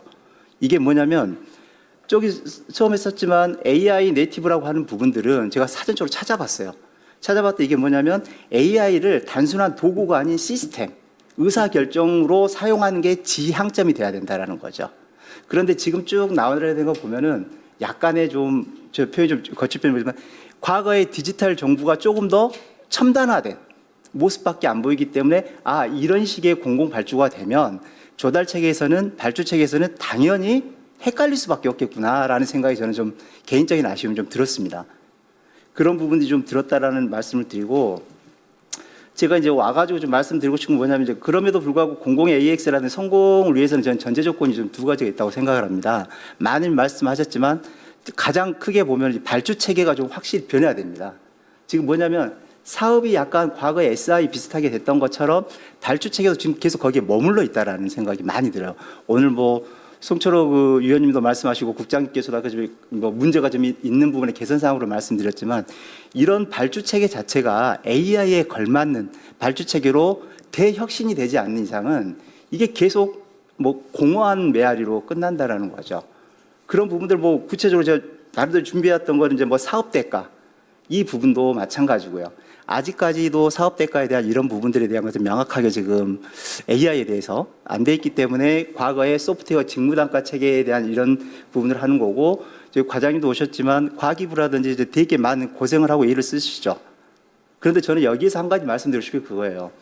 90년도에 그 전자정부가 성공할 수 있었던 거는 정부의 역할이 어떤 역할이었냐면 이주 의원님도 계좌에 쓰셨고 저희도 나이 들어서 마중물이라고 하는 생각을 저는 되게 많이 들거든요. 정부 부처에서 이런 마중물 역할을 해주는 상태에서 약간은 모르겠습니다. 이게 좀 잘못된 표현일 수 있지만 국가에서 세금을 국민들의 세금을 가지고 집행하는 기관이기 때문에 철두철미해야 되는 건 분명합니다. 하지만 이거는 누구도 경험해보지 않은 미지의 세계거든요. 신기술이고 그렇다라고 하면 이거를 과거의 방식과 비슷하게 총 예산을 짜놓고 이거 해 이런 식이 아니고 계약 방식부터 아예 혁신적으로 AX 사업에 대해서는 분명히 이건 바꿀 필요가 있다. 그러면서 그 안에서 약간의 이런 부분들이 있고 시범 사업이 중요한 게 아니고요. 제가 봤을 때는 시범 발주 체계를 만드는 게 정부에서 해야 될 핵심 사항이 아닌가라는 생각이 듭니다. 그리고 두 번째로는 이제 저는 이제 뭐 이것도 그냥 저희 입장에서 말씀드리면 대기업이다 보니까 한 가지 아쉬운 점들은 그런 거예요. 좀 이 분야에서 이거 말씀드리고 있지만 대기업 참여 제한이라고 하는 부분들이 있거든요. 사실은 저희 대기업들도 이 AI 분야는 생소한 분야입니다. 과거하고는 달라요.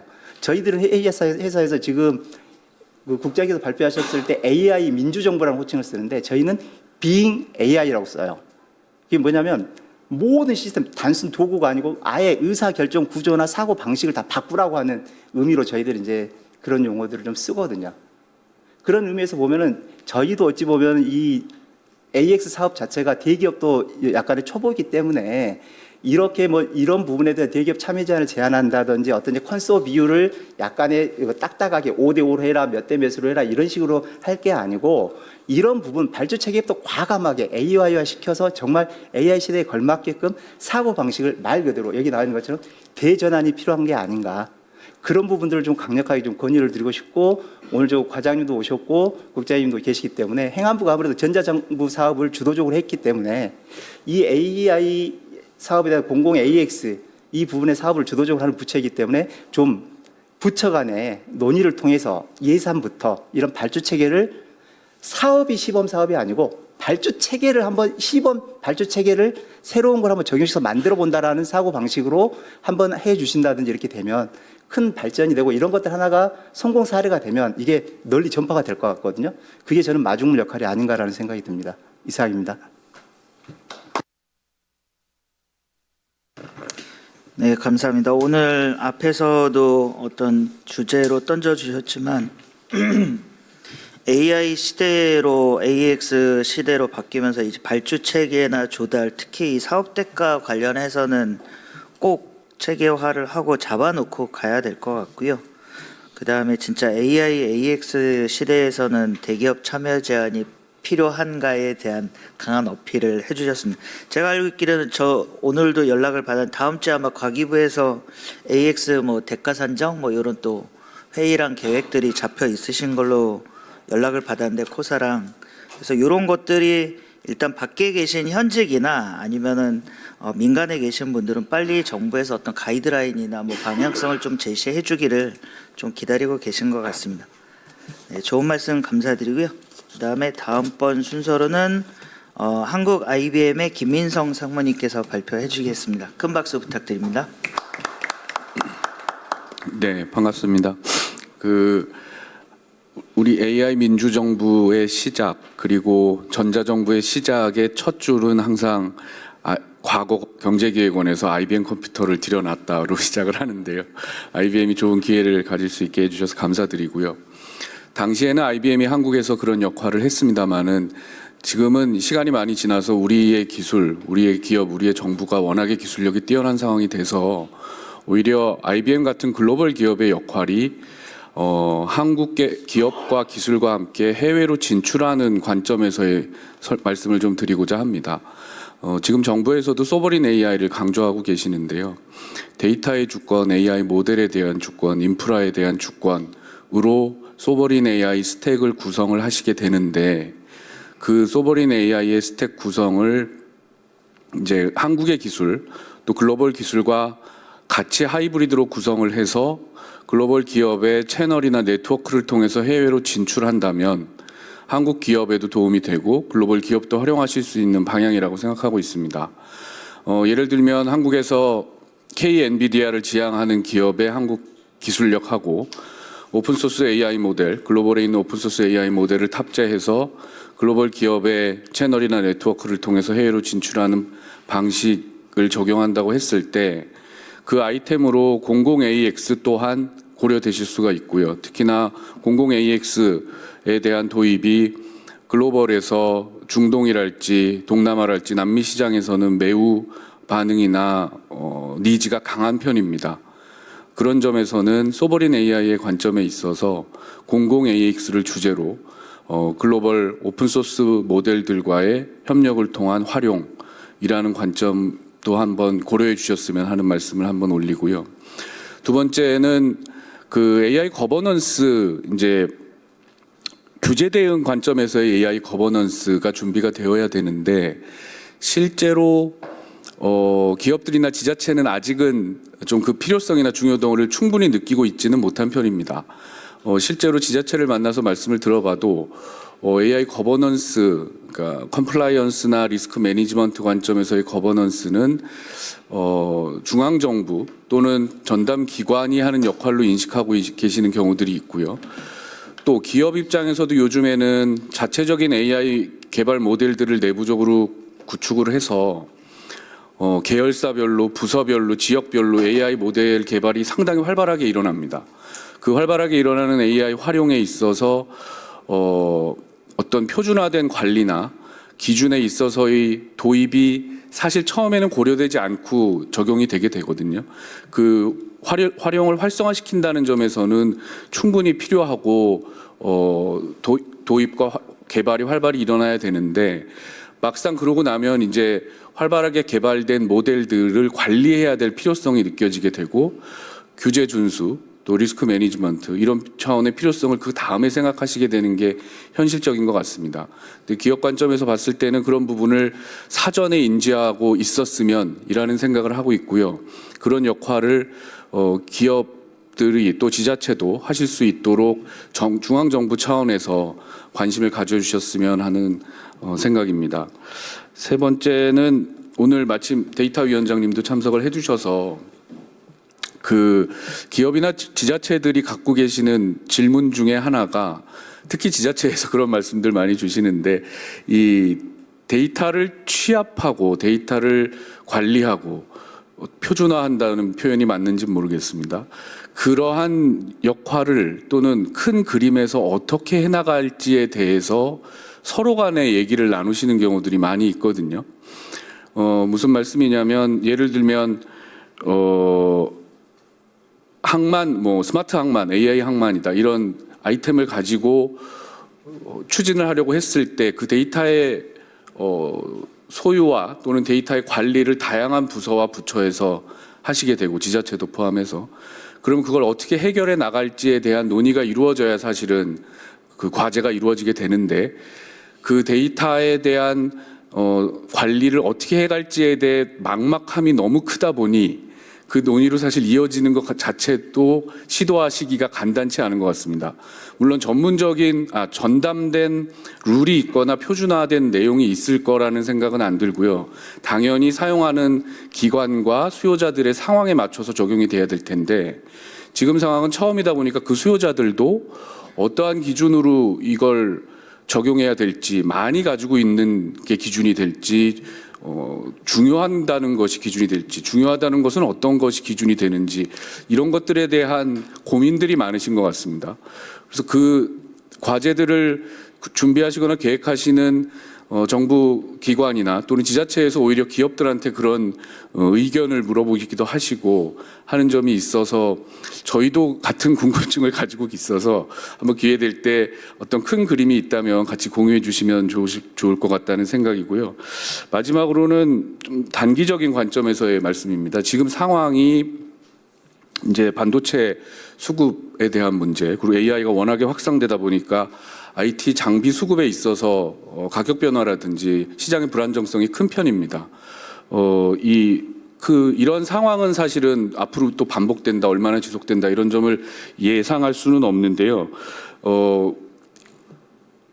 기업이나 정부 입장에서는 이 IT 장비를 위한 예산 수립에 있어서는 어느 정도 개선이나 또는 참고하실 점이 있으실 것 같다는 생각이 들어서 그 예산 수립 그러니까 이 예산 수립을 할 때 있어서 보통은 이제 제품에 대한 비교를 통해서 예산 수립을 하시게 되는데 단순한 제품 비교가 아니라 이제 성능 기반으로 워크로드당 성능 기반으로 예산 수립을 가져가게 되면 이 수요 급증에 대해서 또는 가격 변동에 대해서 영향을 좀 덜 받고 그 충격을 완화할 수 있다는 방법으로 생각이 되어서요. 지금 실제로 이러한 고민은 한국만의 고민은 아닙니다. 글로벌 기업 입장에서는 다른 국가에서도 공통적으로 일어나고 있는 상황이라서 다른 나라의 정부나 기관에서도 같은 관점으로 검토되는 내용들이어서 참고해 주셨으면 해서 말씀을 드리게 됐고요. 현재 그런 IT 장비 수급에 대한 문제가 AI 확산 때문이라서 언제까지 이루어질지 또 이후에 반복될지에 대해서는 또 차후에 살펴보면서 동향을 봐야겠습니다만은 그 예산 수립에 있어서의 어떤 상황 변화가 가져올 수 있는 충격이나 변화를 완화시킬 수 있다는 측면에서는 말씀드릴 만한 아이템이 될 수 있을 것 같아서 말씀 올리게 됐습니다. 이상입니다. 감사합니다. 네, 감사합니다. 민관 그리고 국가와 글로벌 기업들의 협력 관련된 내용부터 거버넌스 표준화 그리고 데이터 관련된 내용까지도 여러 가지 말씀을 해주셨는데 혹시 위원장님 마지막에 답변 가능하시면 이 부분 조금 설명을 해주시면 좋을 것 같습니다. 그리고 저도 느끼는 거지만 사실은 이렇게 KAI, KAX라는 거를 준비를 하면서 K방산처럼 해외에 수출하고 진출하는 것까지도 전체적인 목표를 가지고 지금 고민을 해봤으면 좋겠다는 생각이 들고요. 그러면 다음으로 한국 IT 서비스 산업협회 최효근 부회장님 의견 듣도록 하겠습니다. 큰 박수 부탁드리겠습니다. 예, 안녕하십니까. 한국 IT 서비스 산업협회 최효근입니다.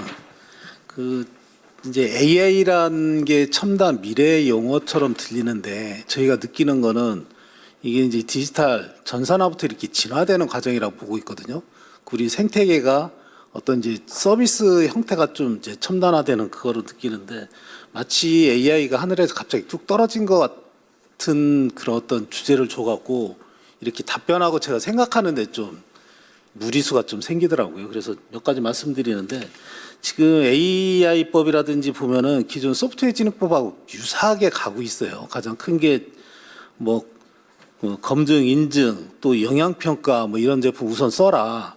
그리고 기업 중심적으로 이제 그 뭐 조달 평가 단계 반영에 우선적으로 이제 그 적용하라 이런 얘기가 쭉 있는데 사실 여기도 공공 AI라고 그랬지만은 그 전략위원회에서나 그 행동 지침에도 보면 산업이 있고 공공이 쭉 있거든요. 있는데 예전에 우리가 전자정부라든지 그 뭐 그런 거 큰 차이는 못 느끼겠어요. 이제 방법론이 좀 차이가 있고 또 아까 뭐 그 발주 단계에서 대가 얘기도 하시고 하는데 대가? 지금 우리 행복하지가 않아요. 우리는 희한한 대가 체계를 갖고 있거든요. 그 표준원가를 제시를 했는데 표준원가를 거래원가로 보고 있어요.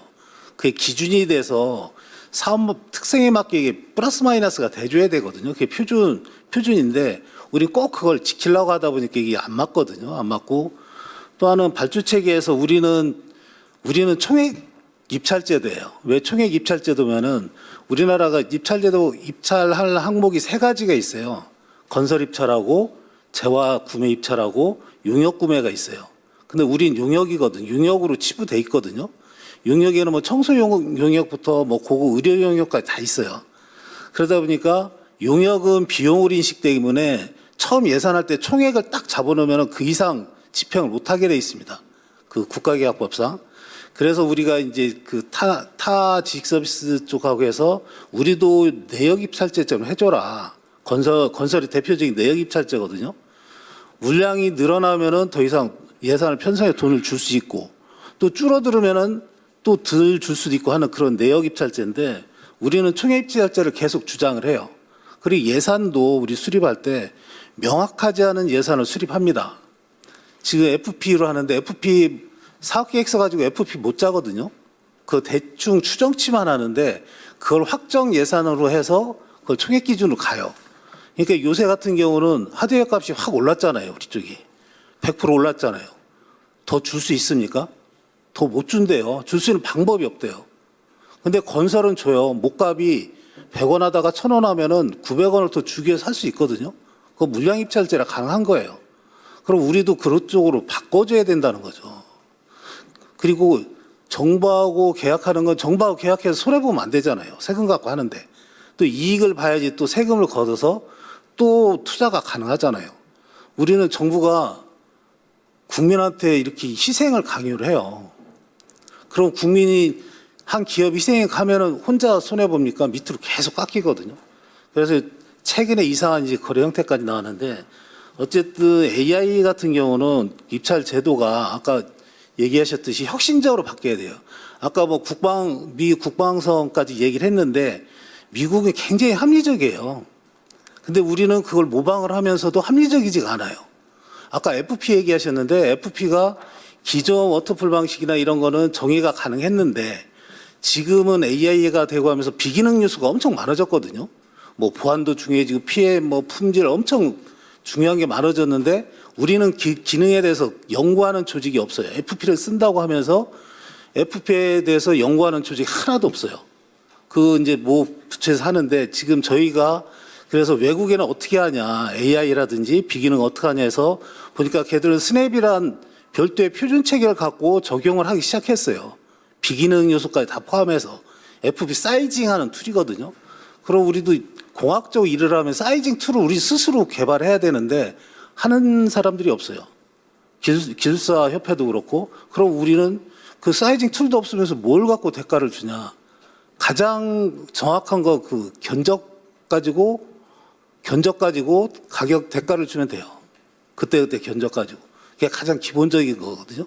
그거라도 해야 되는데 그것도 안 하고 있는데 AI 같은 경우는 좀 혁신적으로 하고 지금 뭐 그 과기부에서도 엄청 뭐 대가에 대해서 고민을 하시는데 그 우리 회원사들이 그러더라고. 모 부처에서 그걸 하면 모 부처와 모 기관에서 하는데 AI 인력에 대한 그 자료 좀 줘라. 걔들이 뭐 연봉이 얼마 받아가는지 그 체계가 얼마인지 줘라 하는데 우리 회원사들은 줄 수가 없대요. 왜 보안이라 못 주는 게 아니고 해본 적이 없어서 그런 인력이 없어서 대기업도 아까 얘기하셨지만은 얘는 AI 인력이야, AI 전문 인력이야, 얘는 그 일만 해. 한 사람이 없대, 그렇게 해본 사람이. 근데 그런 사람에 대한 데이터를 달라고 그러면은 줄 수가 없잖아요. 그러니까 인건비 중심으로 이게 대가 체계가 만들어진다는 건 아니라는 거죠. 가치 중심으로 가져야 되잖아요. 그래서 AI 인력에 대한 인건비 조사하려면은 스타트업들이 제일 많아요. 학생들하고 스타트업들, AI 기업들이 많거든요. 그 친구들한테 모으면 돼요. 근데 그게 정확한 거래 대가가 될 수 있냐는 거는 다시 이제 생각을 해봐야 된다는 거죠. 그래서 외국 같은 경우 원가는 원가 보상이 기본이에요. FP도 하지만 사이징도 하지만은 원가 보상이 기본이에요. 원가라는 거는 직접비 플러스 간접비가 다 들어가는 거거든요. 적정 이윤까지 해서. 그걸 기본으로 이 AI 대가도 만들어 보면은 그 시범 사업 하면서 거기에 원가 계산도 해보면은 체계가 나올 것 같습니다. 그래서 그렇게 좀 했으면 좋겠고요. 또 하나는 전략위원회 우리 위원장님 오셔서 말씀드리는 건데 우리가 정보 격차가 엄청나게 큰 나라 중에 하나입니다. 우리 디지털 전환, 저번 정부에 디지털 전환 한다고 그랬죠. 그 전까지 이제 전자정부 중심으로 해서 못 느꼈는데 디지털 전환 한다고 해서 뭐 그 정부 초에 막 열심히 토론다고 했는데 디지털 전환 할 수 있는 기업이 우리나라 몇 프로나 되겠습니까? 1000명 이상이 종사하는 중견기업도 자기들 전산화도 비싸서 못 하겠다고 그랬는 형편이었었어요. 그때 토론할 때. 정부가 전산화하는데 도와줘라.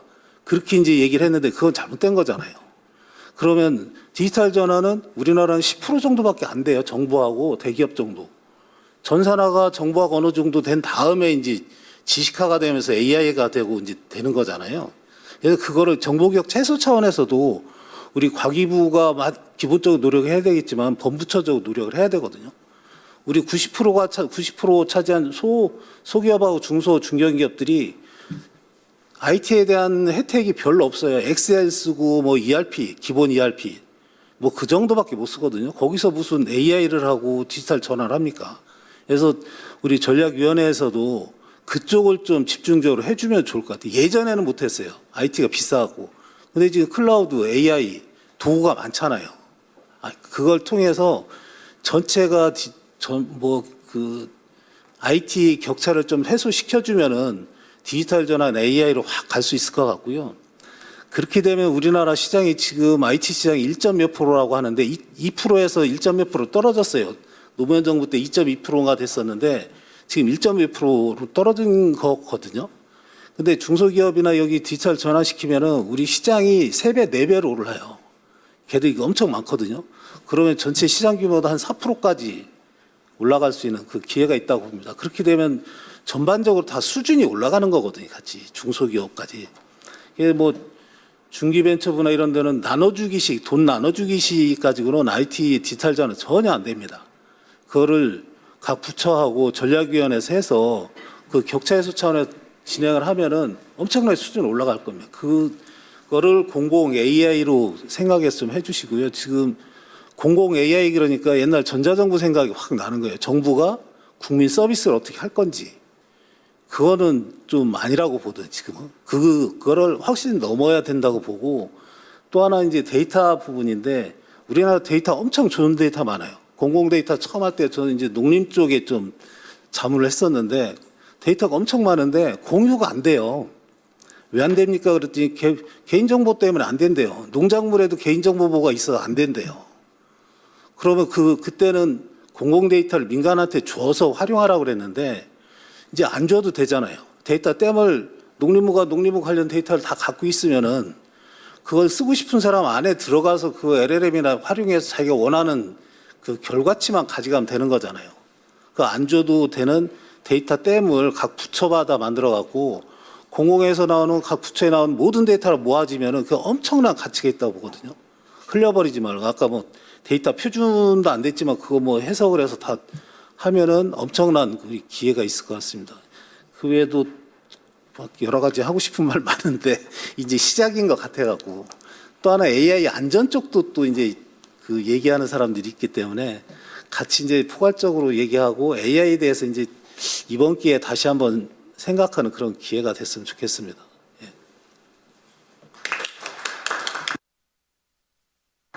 네, 역시 이쪽에 굉장히 오랫동안 전문적으로 해오신 부회장님이셔서 일단은 뭐 총익제가 아닌 원가 보상 필요 관련된 국가기획법 개선 얘기도 해주셨고요. FP 개선 얘기도 이제 반복적으로 나오는 것 같고요. 그리고 디지털 전환보다 더 AX 전환을 위해서 이제 격차 해소 관련된 내용도 AI 위원회에 좀 부탁을 해주셨고요. 데이터 공유 문제, 특히 이제 개인 정보보다는 데이터 활성화나 AI 쪽 위주의 공유 부분을 조금 더 늘려달라는 얘기하셨고, 그 다음에 AI 신뢰성 관련된 내용으로 안전에 대한 부분까지 전체적인 내용을 언급해 주셨습니다.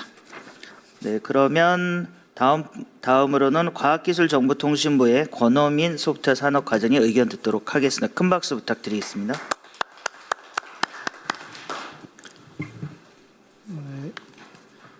소프트웨어 산업과장 권호민입니다. 오늘 저 토론회 통해서 공공 분야 AX 사업에 대한 어떤 전체적인 이해를 한 번 더 깊게 할 수 있는 기회가 제 개인적으로는 됐던 것 같고요. 불러주셔서 감사드립니다.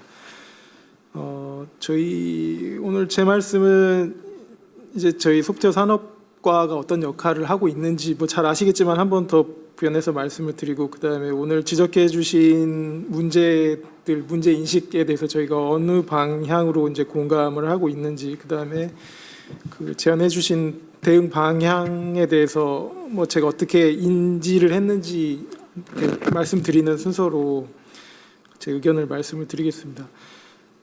저희 소프트웨어 산업과는 이제 이름이 주는 바와 같이 소프트웨어 산업 육성을 핵심적인 미션으로 하고 있습니다.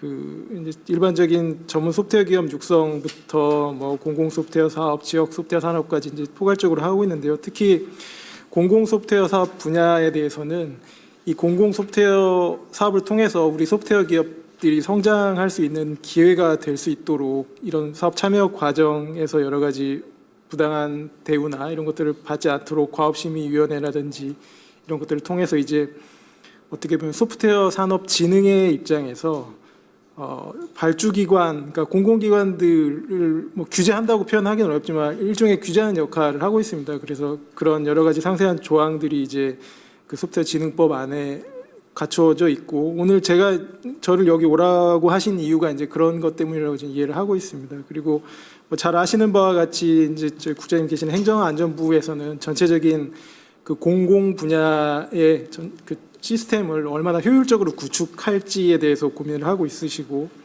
또 이제 계약과 관련해서는 이게 하나의 정부 사업이기 때문에 재경부에서 국가계약법을 통해서 담당을 하고 있고, 그 이후에 이제 조달은 아까 말씀하셨던 바와 같이 이제 조달청과 같은 그 기관에서 이렇게 각 부처별로 역할이 분담이 돼서 이제 진행을 하고 있고, 뭐 이런 의미에서 보면 이제 저희 과기정통부 안에 소프트웨어 산업과는 이해가 크게 다르지 않다라고 이제 저는 생각을 하고 있습니다. 예. 그래서 오늘 이제 주신 여러 가지 이슈들이 있는데 제 가장 그 기억에 남는 건 이제 AI 사업의 특성, 특히 그 가변성에 이 지금까지 공공 소프트웨어 사업과는 어떤 다른 점이 많아서 이거에 많은 어떤 제도 변화가 요구되고 있다. 제가 이해하기로는 이제 AI 사업 같은 경우에는 앞서 말씀드린 가변성, 뭐 모델 트레이닝을 지속적으로 해야 된다든지 데이터 학습을 해야 된다든지, 또 앞서 말씀하신 그런 인프라와 관련된 가격 변동성이 특히 크다든지 뭐 이런 문제들 때문에 이거에 맞는 이제 어떤 계약 체계 또 대가 산정 체계가 필요하다는 말씀, 그리고 오늘 이제 크게 대가와 관련해서 보다 구체적으로 이제 또 제기되고 있는 문제들은 뭐 에이전틱 AI를 활용함에 있어서 개발 자동화라든지 뭐 이런 코딩이 그 스스로 이루어지는 영역이 있기 때문에 개발 생산성 자체가 올라가서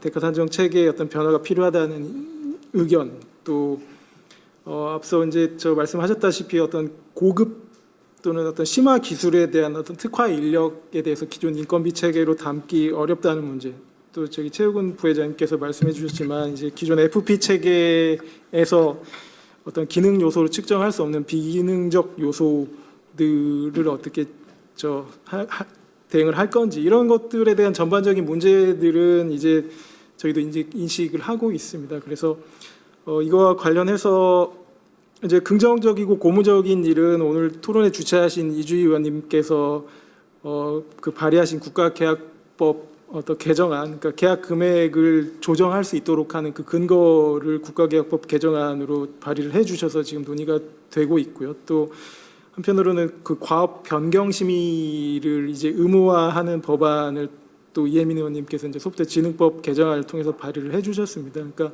이렇게 점진적으로 어떤 국가 계약 체계의 변화가 이루어지고 있다. 그리고 또 제가 말씀드릴 수 있는 건 이제 단연도 계약, 잘 아시는 바와 같이 단연도 계약을 할 수 있는 그 계약 체계가 이미 제도화되어 있습니다. 다만 현장에서 이런 어떤 새로운 제도를 도입하는 데 있어서 처음 시도해 본다든지 어떤 감사 부담과 같은 것들 때문에 이제 뭐 적극적으로 시행하기에 어려움이 있지만 이런 이미 제도적으로 갖추어진 부분들도 있다. 단연제 계약 제도라든지 단연 계약 제도라든지 또 디지털 서비스 전문 계약 제도와 같은 것들도 이미 시행이 되고 있다는 말씀. 그러니까 계약과 관련해서는 그런 어떤 법률 개정안과 관련된 긍정적인 변화들이 나타나고 있다는 걸 한번 그 말씀을 드리고 싶고요. 대가와 관련해서도 제가 잘 아시는 바와 같이 대가를 직접 규정하거나 관할하고 있지는 않습니다. 이제 코사에서 대가 산정 가이드라는 걸 통해서 관리를 하고 있지만 오늘 토론회에서 또 기존에 이제 여러 가지 언론이라든지 다른 토론회에서 말씀해 주셨던 바와 같이 그 기존의 대가 산정 체계가 갖고 있는 한계, 물론 지금 AI 사업 대가를 산정할 수 있는 기준이 없는 것은 아닙니다. 지금도 이제 AI 서비스 이용료, 커스터마이징 비용, 그러니까 커스터마이징, 그 다음에 구축 개발 사업에 대한 이런 세 가지 카테고리로 멤버스와 FP를 활용해서 이제 대가 산정을 하도록 하고 있지만 그거 자체가 갖고 있는 어떤 일반 제약 요인이 있다고 이제 인지를 하고 있고요. 그래서 그런 것들을 지속적으로 개선해 나가기 위해서 이제 저희가 코사하고 얘기를 해서 그 어떤 구체적으로 어떤 어려움들이 있으신지 그 의견을 수렴하는 작업을 지금 하고 있습니다. 그래서 지금 현황에 대해서는 그렇게 말씀드릴 수가 있을 것 같고요. 오늘 말씀해주신 어떤 그 발주와 관련해서 저희가 이제 발주 기관 교육도 하고 있고 또 각 발주 기관들이 제대로 제가 말씀드린 어떤 저희가 갖고 있는 규제 사항들을 제대로 지키고 있는지 점검도 하고 있는데 그 AI 사업과 관련해서는 어떤 새로운 발주 체계, 새로운 발주 시스템을 시범적으로라도 한번 해보자라는 말씀을 저는 인상 깊게 이제 들었습니다. 그래서 좀 검토를 해 보겠습니다. 그리고 원가 체계, 뭐 내역 입찰제 물량 건설 쪽에서 그 하고 있는 물량 입찰제 또 이제 계약 자체를 가치 중심으로 바꾸자고 하시는 말씀도 제 인상 깊게 들었고요. 저희 과제로 해서 좀 검토를 해보도록 저희 과 차원에서 해보겠습니다. 그리고 뭐 이제 저희 여러 가지 소프트웨어 사업과 관련해서 어려움들이 있고 계약 체계에 대해서도 이제 어려움이 있지만 이걸 뭐 국가 계약 체계라는 거를 재경부에서 담당하고 있지만 그렇게 쉽게 바꿀 수 있는 문제는 아닐 것 같습니다. 그래서 이런 것들에 대한 하나의 뭐 보완할 수 있는 대안으로 이제 민간 투자형 사업도 그 하나의 솔루션이 될 수 있지 않나 이제 저 조심스럽게 좀 생각을 말씀드리고 싶고요. 그래서 이런 민간 투자형 사업이 그런 어떤 어려움들을 극복할 수 있는 하나의 대안으로 잘 자리 잡도록 하기 위해서 일부 이제 제도적으로 보완할 측면들이 있습니다만 저희 소프트웨어 산업과 측면에서도 이런 것들을 앞으로 잘 챙겨 나가겠다고 말씀을 드리겠습니다. 예, 이상입니다. 감사합니다. 네, 과장님 좋은 말씀 감사드립니다. 그러면 지금 토론위원님들께서 말씀해주신 그 질문 사항들에 대해서 우선은 저기 발제자 분들의 답변을 먼저 듣고요. 그리고 위원장님하고 회장님 마무리 말씀 듣는 순으로 이렇게 좀 하면 될 것 같습니다. 네, 그 말씀 너무 잘 들었습니다. 되게 어려우실 것 같은데 제가 이제 사실 지금 시점에 우리가 예전의 틀에서 뭔가를 생각하면 답이 안 나올 것 같습니다. 그 이유는 뭐냐면 제가 그 이제 2주 정도 사이에 어떤 이제 엔터프라이즈 그 스케일의 어떤 서비스를 지금 만드는 거를 저는 이제 뭐 AI랑 지금 막 하고 있는데 거의 2주 동안에 거의 한 30만 라인이 넘게 이렇게 여러 가지 이제 셀들을 한 100개가 넘는 셀들과 여러 가지 그 백엔드, 프론트엔드까지 이렇게 만들었습니다. 자, 그러면 이제 2주 동안에 혼자서 그런 것들을 하는데 우리가 그걸 펑션 포인트로 뽑아내면 과거의 틀에서 하면 도대체 그 펑션 포인트의 가치, 몇 포인트라고 가치를 얼마를 해야 되느냐, 이건 불가능한 것 같습니다. 그럼 우리가 이제 실제 그 과정을 돌이켜보면 해야 될 일은 요구사항을 되게 디테일하게 정확하게 하고 이에 대한 아키텍처를 우리가 ADR을 정확히 정리해서 얘가 실제로 그 정합성을 유지하게끔 그거를 이제 AI와 함께 해가지고 그걸 잘 만들어내면 사실 개발하는 거는 이제는 사람 머릿수로 해가지고 돈을 받거나 펑션 포인트로 하는 것은 이제 쉽지 않은 상황이라고 생각합니다. 그럼 지금은 이제 사실은 우리가 예산을 지원하고 정부의 돈을 받는 거는 정확한 요구사항을 정의하는 것까지 우리가 비용을 받고, 예를 들면 그 다음에 이제 미니멈 어떤 비저블 프로덕트 같은 것들, MVP라고 얘기하는 것들을 간단하게 모듈 단위로 만들어서 돌아가겠구나라는 것을 한번 보는 것까지에 대한 사업을 쪼개서 하고, 근데 본 사업은 사실 사용한 만큼 돈을 받는 게 저는 맞다고 생각합니다. 이게 이제 우리가 과거처럼 뭔가를 다 정부에다 구축해 놓고 하는 게 안 되는 이유는 제 생각은 뭐 저 같은 경우에 이제 SI보다는 서비스를 굉장히 오랜 시간 동안 했기 때문에 프로덕트를 만들면 그때부터 시작이지 프로덕트를 만들면 끝이 아니거든요. 근데 SI 사업은 프로덕트를 딱 만들어서 구축이 끝나면 이제 유지보수 계약 별도로 해가지고 그냥 유지보수로 들어갑니다. 근데 실제 저희 같은 상황은 뭐냐면 실제 프로덕트를 만들면 계속 고객의 요구사항들이나 기술 변화들을 받쳐가면서 그때부터 시작이 돼서 계속 이거를 운영하고 개발을 해나가야 되는 거거든요. 그러면 그걸 하는 이유는 고객이 계속 돈을 내고 쓰게끔 하는 거니까, 비용을 지불하게끔 하는 거니까 그거를 해야지만 사실 돈이 계속 들어오는 거죠. 그러니까 반대로 결국 우리 정부 사업도 기본적인 설계나 그런 MVP 구현 같은 것들을 하는 거에 돈을 받고 실제 나머지 것들은 어떻게 보면 그때부터는 AI가 도와서 되게 쉽고 빠르게 할 수 있다는 것을 전제로 해서 만들어진 서비스를 정부에 공급함으로써 그게 잘 사용되고 오랫동안 사용되고 더 많이 사용되게끔 하면서 돈을 더 많이 벌실 수 있게끔 하는 방향으로 이 조달 방식이 바뀌는 게 맞지 않나라는 생각이 듭니다. 그게 그래서 아까 민간 투자형이 그 비슷한 거 아니겠습니까? 이게 근데 되게 큰 변화기 때문에 사실 이거를 하려고 그러면 이제 기업들도 리스크가 분명히 있을 거거든요. 그 어떤 투자에 대한 부분도.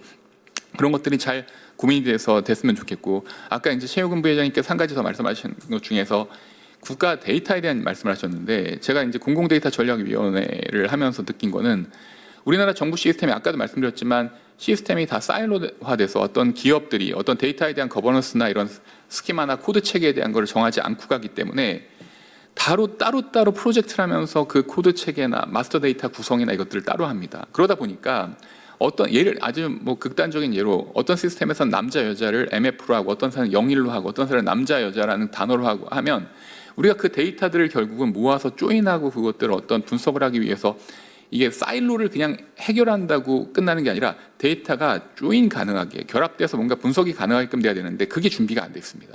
그러니까 이제 행안부도 그것들을 하기 위해서 굉장히 많은 노력과 준비를 하지만 과거에 일어났던 그런 데이터들에 대한 코드 체계나 이런 표준화, 그러니까 표준화라는 게 수많은 시스템들이 갖고 있는 그런 어떤 약속들, 데이터에 대한 코드나 마스터 데이터의 약속들이 지금 준비가 안 되어 있기 때문에 지금 행안부가 노력을 하고 있지만 그거를 하지 않는 한 데이터의 시스템 간의 사일로를 해결해서 데이터를 모아놓는다고 해서 그 데이터를 쓸 수 있느냐? 그건 전혀 아닌 상황이다. 그래서 그거를 빨리 해야 된다는 생각을 갖고 있습니다. 이상입니다.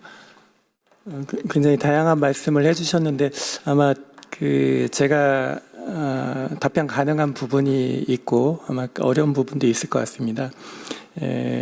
제가 이제 그 발표는 어떻게 보면은 이제 행안부 내용을 중심으로 이제 그 범위를 벗어나는 것까지 이제 말씀도 언급을 드렸지만은 이제 그 질의하신 내용에 대한 답변은 아마 그 제 소관에 한정해 가지고 답변을 드릴 수밖에 없지 않을까.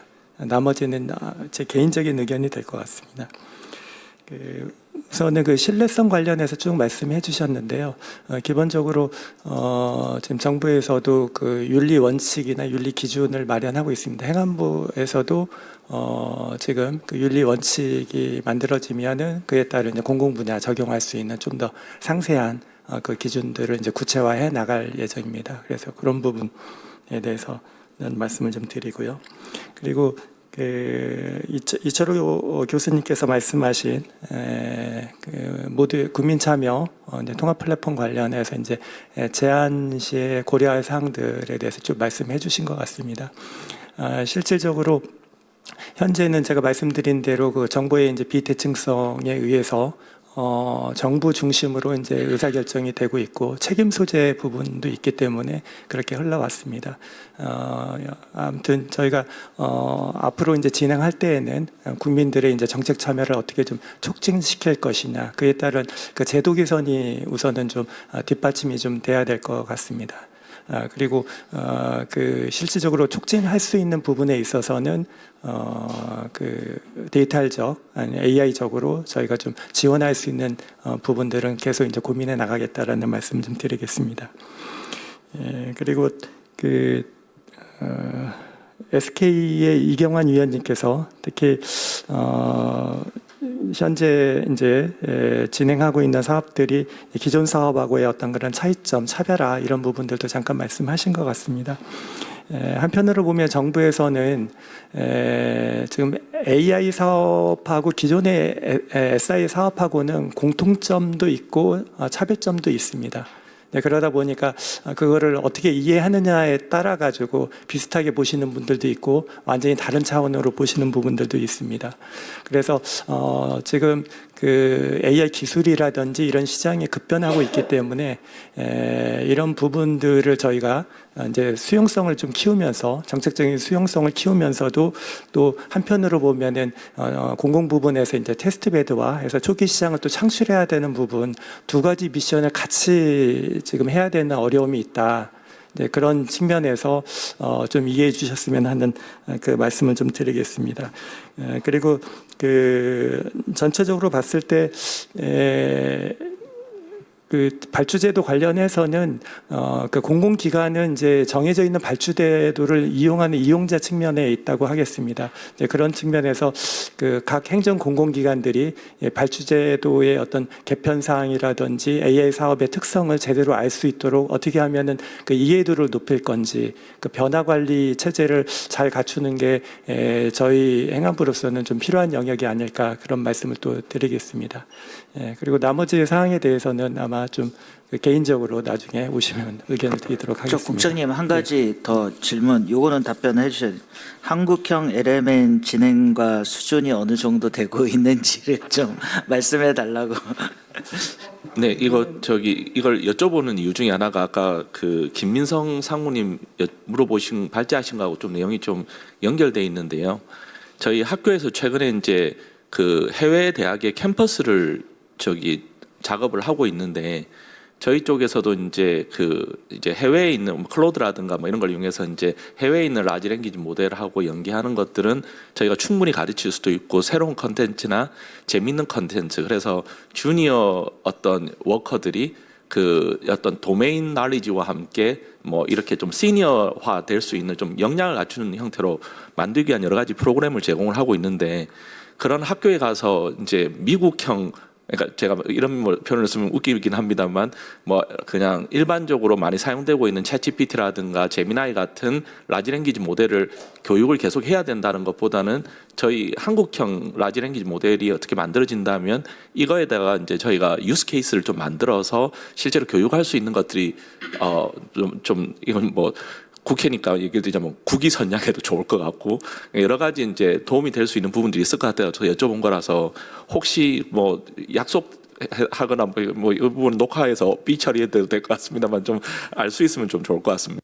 네, 근데 이 부분도 공유가 되고 하면은 좋을 게 이제 저 같은 경우엔 뭐 국가 AI-위원회 쪽 국방안보 쪽을 주로 다니는데 뭐 폐쇄망이라든가 뭐 그런 쪽에서는 그 얘기에 대한 수준이나 요구를 굉장히 많이 자주 하시거든요.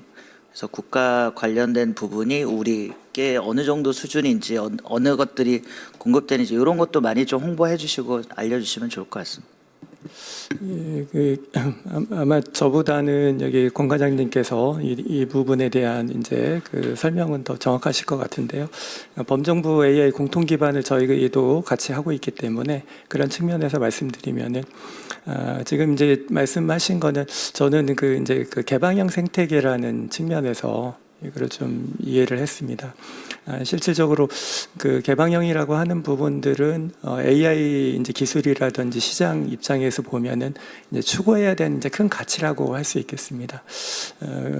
그리고 이제 그런 부분들을 이제 기업이라든지 국가 측면에서 보면 이걸 구체화하는 모습은 각각의 이제 상황이라든지 사회적인 합의에 따라서 모습은 좀 달라질 것으로 보이고요. 최근에 그 클로드의 그 미토스 같은 경우도 어떻게 됐든 이제 최첨단의 AI 모델이 개발이 됐는데 현재까지 보면 이제 그 40개 기관이나 기업 해서 이제 그 글라스윙 프로젝트 차원에서 진행된다라고 제가 들었습니다. 결국에는 이런 이제 그 개방형 생태계를 가지면서도 또 특정 목적이라든지 특정 상황에 따라서 보면은 이제 글로벌 기업들도 자체적인 그런 판단을 또 하고 있는 그런 측면도 저희가 같이 이제 고려를 할 필요가 있다라는 말씀을 드리고요. 기본적으로 어느 정도 그 시간이 흐르고 수준이 지난다라고 하면은 AI 모델이라든지 이런 부분들에 대한 그 수준이라든지 성능 이런 부분들은 좀 수렴하는 부분들도 없지 않아 있을 것 같습니다. 이제 그런 측면에서 저희 말씀드린 대로 저희도 지금 그 AI 공통 기반의 상당히 다양한 모델들을 현재 지금 수용을 하고 있고, 그리고 앞으로 이제 독파버 모델을 포함해가지고 좀 더 저희가 이런 부분들을 관계기관하고 협의하면서 확대해서 전 국민이나 아니면 정부에서 쓰는데 좀 그 불편함이 없도록 추진해 나가겠다, 이런 정도 말씀드리겠습니다. 네, 감사합니다. 사회자님, 저 의원님 말씀 없으시니까 그냥 두 분 말씀 듣고 제가 그냥 종료해도 되겠죠? 저기 위원장님, 네, 한 말씀 부탁드리겠습니다. 네, 제가 전략위 전체를 잘 대표할 수는 없지만 간단하게 그래도 언급한 문제에 대해서 답이랄까? 현황 정도를 말씀을 드리면, 요 주제하고는 직접적으로는 사실 관련이 안 되고 다른 데서 따로 아마 좀 더 깊이 있게 논의하셔야 할 것 같긴 합니다. 그 인력 양성에 대한 요구는 뭐 모든 데서 다 나오고 있습니다. 전략위에서도 최근에 이제 지역 방문을 계속하면서 지역 기업들을 만나고 있는데 한 목소리로 인력이 제일 급하다 이렇게 얘기하시고, 실제로 정부 부처 중에서도 뭐 중소벤처기업부뿐만 아니라 뭐 산업부, 과기정통부는 물론이고 노동부와 교육부까지 AI 인력 양성을 위한 너무 많은 사업을 각자 만들어내셔서 지금 전략위에서 그거를 좀 하나의 어떤 이렇게 통일된 체계로 가자 하는 얘기를 하는 중이기는 합니다. 그래서 다들 마음은 급하고 빨리빨리 됐으면 좋겠는데 인력 양성이라는 게 뭐 아시는 것처럼 이렇게 무슨 찍어내듯이 잘 되는 것이 아니기 때문에 시간이 좀 걸리기는 할 것 같습니다. 여기 인력 양성에는 뭐 대학이나 무슨 마이스터고 이런 것만 있는 게 아니고 기업의 재직자들을 다시 훈련하는 부분이 굉장히 시급하다고 생각해서 그런 부분에 대한 것도 다 포함하고 있는 상황입니다. 인력 양성은 아마 따로 한번 논의하시면 좋고, 어쩌면 이미 하셨을지도 모르겠고 그렇게 생각이 되고요. 데이터에 관해서 이제 질문 주셨으니까 제가 질문을 제대로 잘 이해했는지 모르겠는데, 민간에서 데이터를 구축하는 입장에서 어떤 데이터를 어떻게 구축하면 좋겠냐, 그런 의문이 있는데 어떻게 접근해야 할지 모르겠다, 이렇게 들었습니다. 그래서 사실은 그것도 오늘 주제하고는 좀 잘 안 맞습니다. 공공 AI라서 민간 데이터에 대한 얘기를 할 자리는 아니지만, 일단은 민간에서 왜 데이터를 모으고 싶을까요? 그걸로 뭘 하고 싶은 목적이 있고, 뭐 그거 자체가 돈이 돼야 민간에서 데이터를 모으는 거잖아요. 그래서 어떤 데이터를 모으는 게 좋을지에 대해서 질문을 하시면 그거는 답을 드릴 수가 없습니다. 다만 기존에 있는 데이터, 그러니까 모으는 이유는 그냥 모으는 것 자체가 목적이 되면 절대로 안 되고요. 그거를 아까 말씀하신 것처럼 뭐 공유하든지 활용하는 측면에서 훨씬 활성화되게 하는 방향으로 데이터를 모으는 게 굉장히 중요한데, 데이터를 잘 쓰려면 아까 뭐 코드 체계 같은 것도 다 서로 다르게 해서 도저히 이렇게 합해서 쓸 수 없다, 이런 말씀을 하셨는데, 그런 어떤 그 결합이 가능한 형태로 데이터를 모으는 게 중요하고, 그 부분에 이제 표준화가 당연히 필요한 것이고요. 그렇게 결합하기 이전에 어떤 데이터를 내가 가져다 쓸 수 있는지를 찾을 수 있어야 됩니다. 그거는 결국은 메타데이터가 잘 되어 있어야 하는데 그 메타데이터 표준을 이제 최근에 그 행안부에서 그 공공데이터 가이드라인이라고 해서 발표하신 것들이 있습니다. 그래서 이제 그런 것들을 좀 살펴주시면 되고요. 그 데이터 댐 사업부터 뭐 그 계속 데이터 구축 사업을 주관해온 과기정통부의 이 기관의 이름은 죽어도 한국말로 안 외워지는데 니아에 보시면 AI 허브도 사업도 하고 거기에 보시면 이제 최근에 데이터 스페이스라고 해서요. 여러 주체가 공통으로 만들어서 사용하고자 하는 데이터를 모으는데 모으는 게 다 한 군데에 다 내놓는 이런 개념이 아니고요.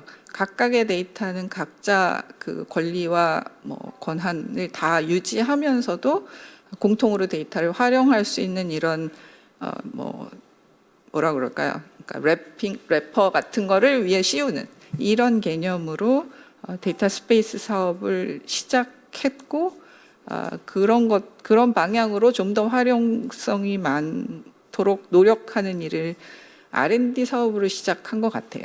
지금. 그래서 그런 부분도 한번 살펴봐 주시면 좋겠고요. 데이터 공유가 데이터의 결합이 중요하고 그렇게 해서 활용하는 게 굉장히 중요하다는 건 저희 분과의 뭐 거의 이렇게 금과 옥조 같은 것이고 그 과정에 뭐 개인정보가 걸림돌이 되는 경우들이 있을 수 있죠.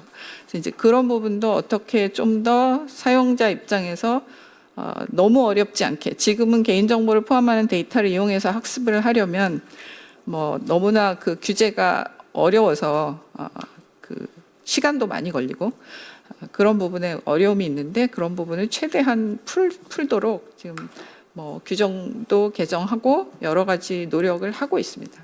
그래서 그런 부분에 대해서 관심 가져주시고 계속 피드백 주시면 많이 이렇게 빨리 뭐가 좀 더 되지 않을까 그렇게 생각하고 있습니다. 그래서 이제 민간 데이터에 대해서 주로 말씀을 드렸지만 사실은 민간이냐 공공이냐는 누가 생산했느냐의 차이만 있을 뿐 쓰는 사람 입장에서는 공공이냐 민간이냐가 전혀 중요하지 않거든요. 쓸 수 있으면 되는 거니까. 그래서 사실은 행안부와 민간 데이터를 다루는 과기부 사이에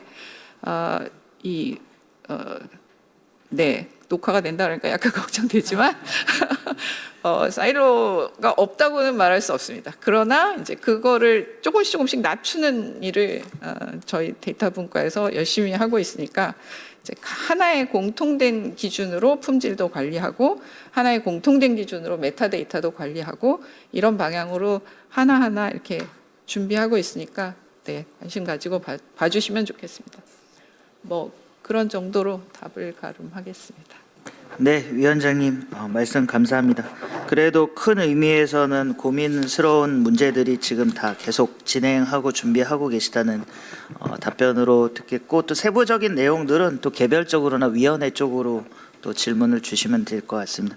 이제 시간이 마지막 계속 흘러가서 마지막으로 가고 있는데요. 오늘 본 토론회를 주관해 주신 한국 IT 서비스 산업협회의 신장호 회장님 마지막으로 한 말씀 부탁드리겠습니다. 네, 감사합니다.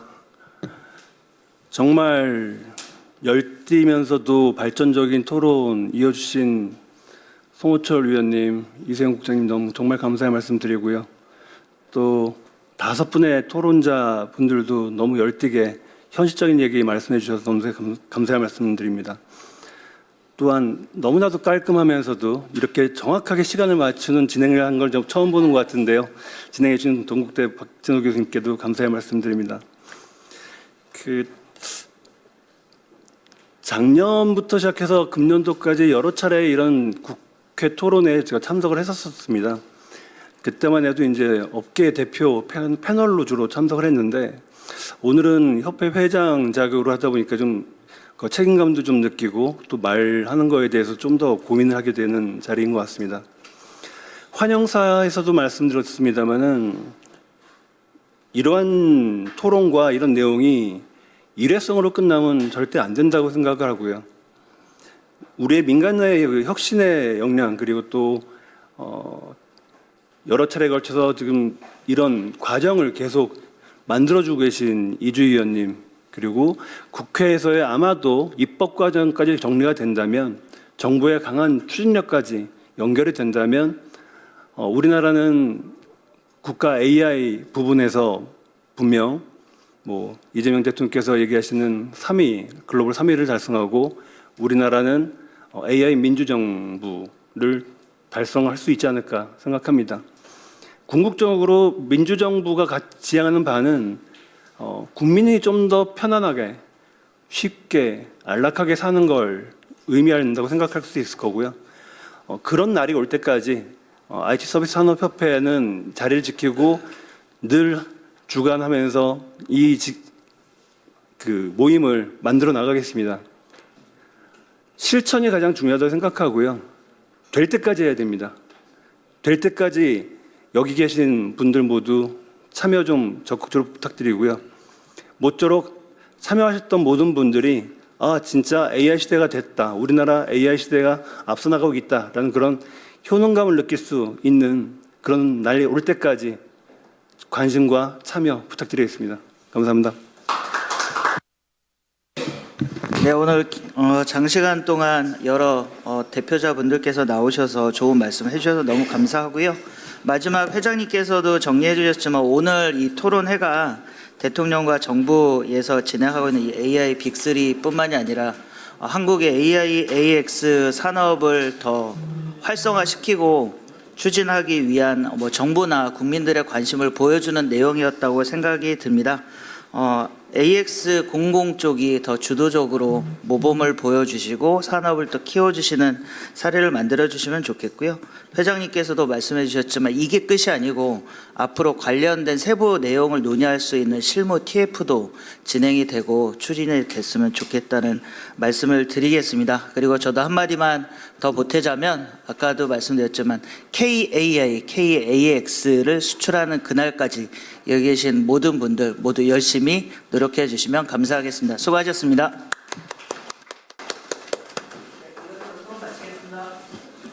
네, 감사합니다.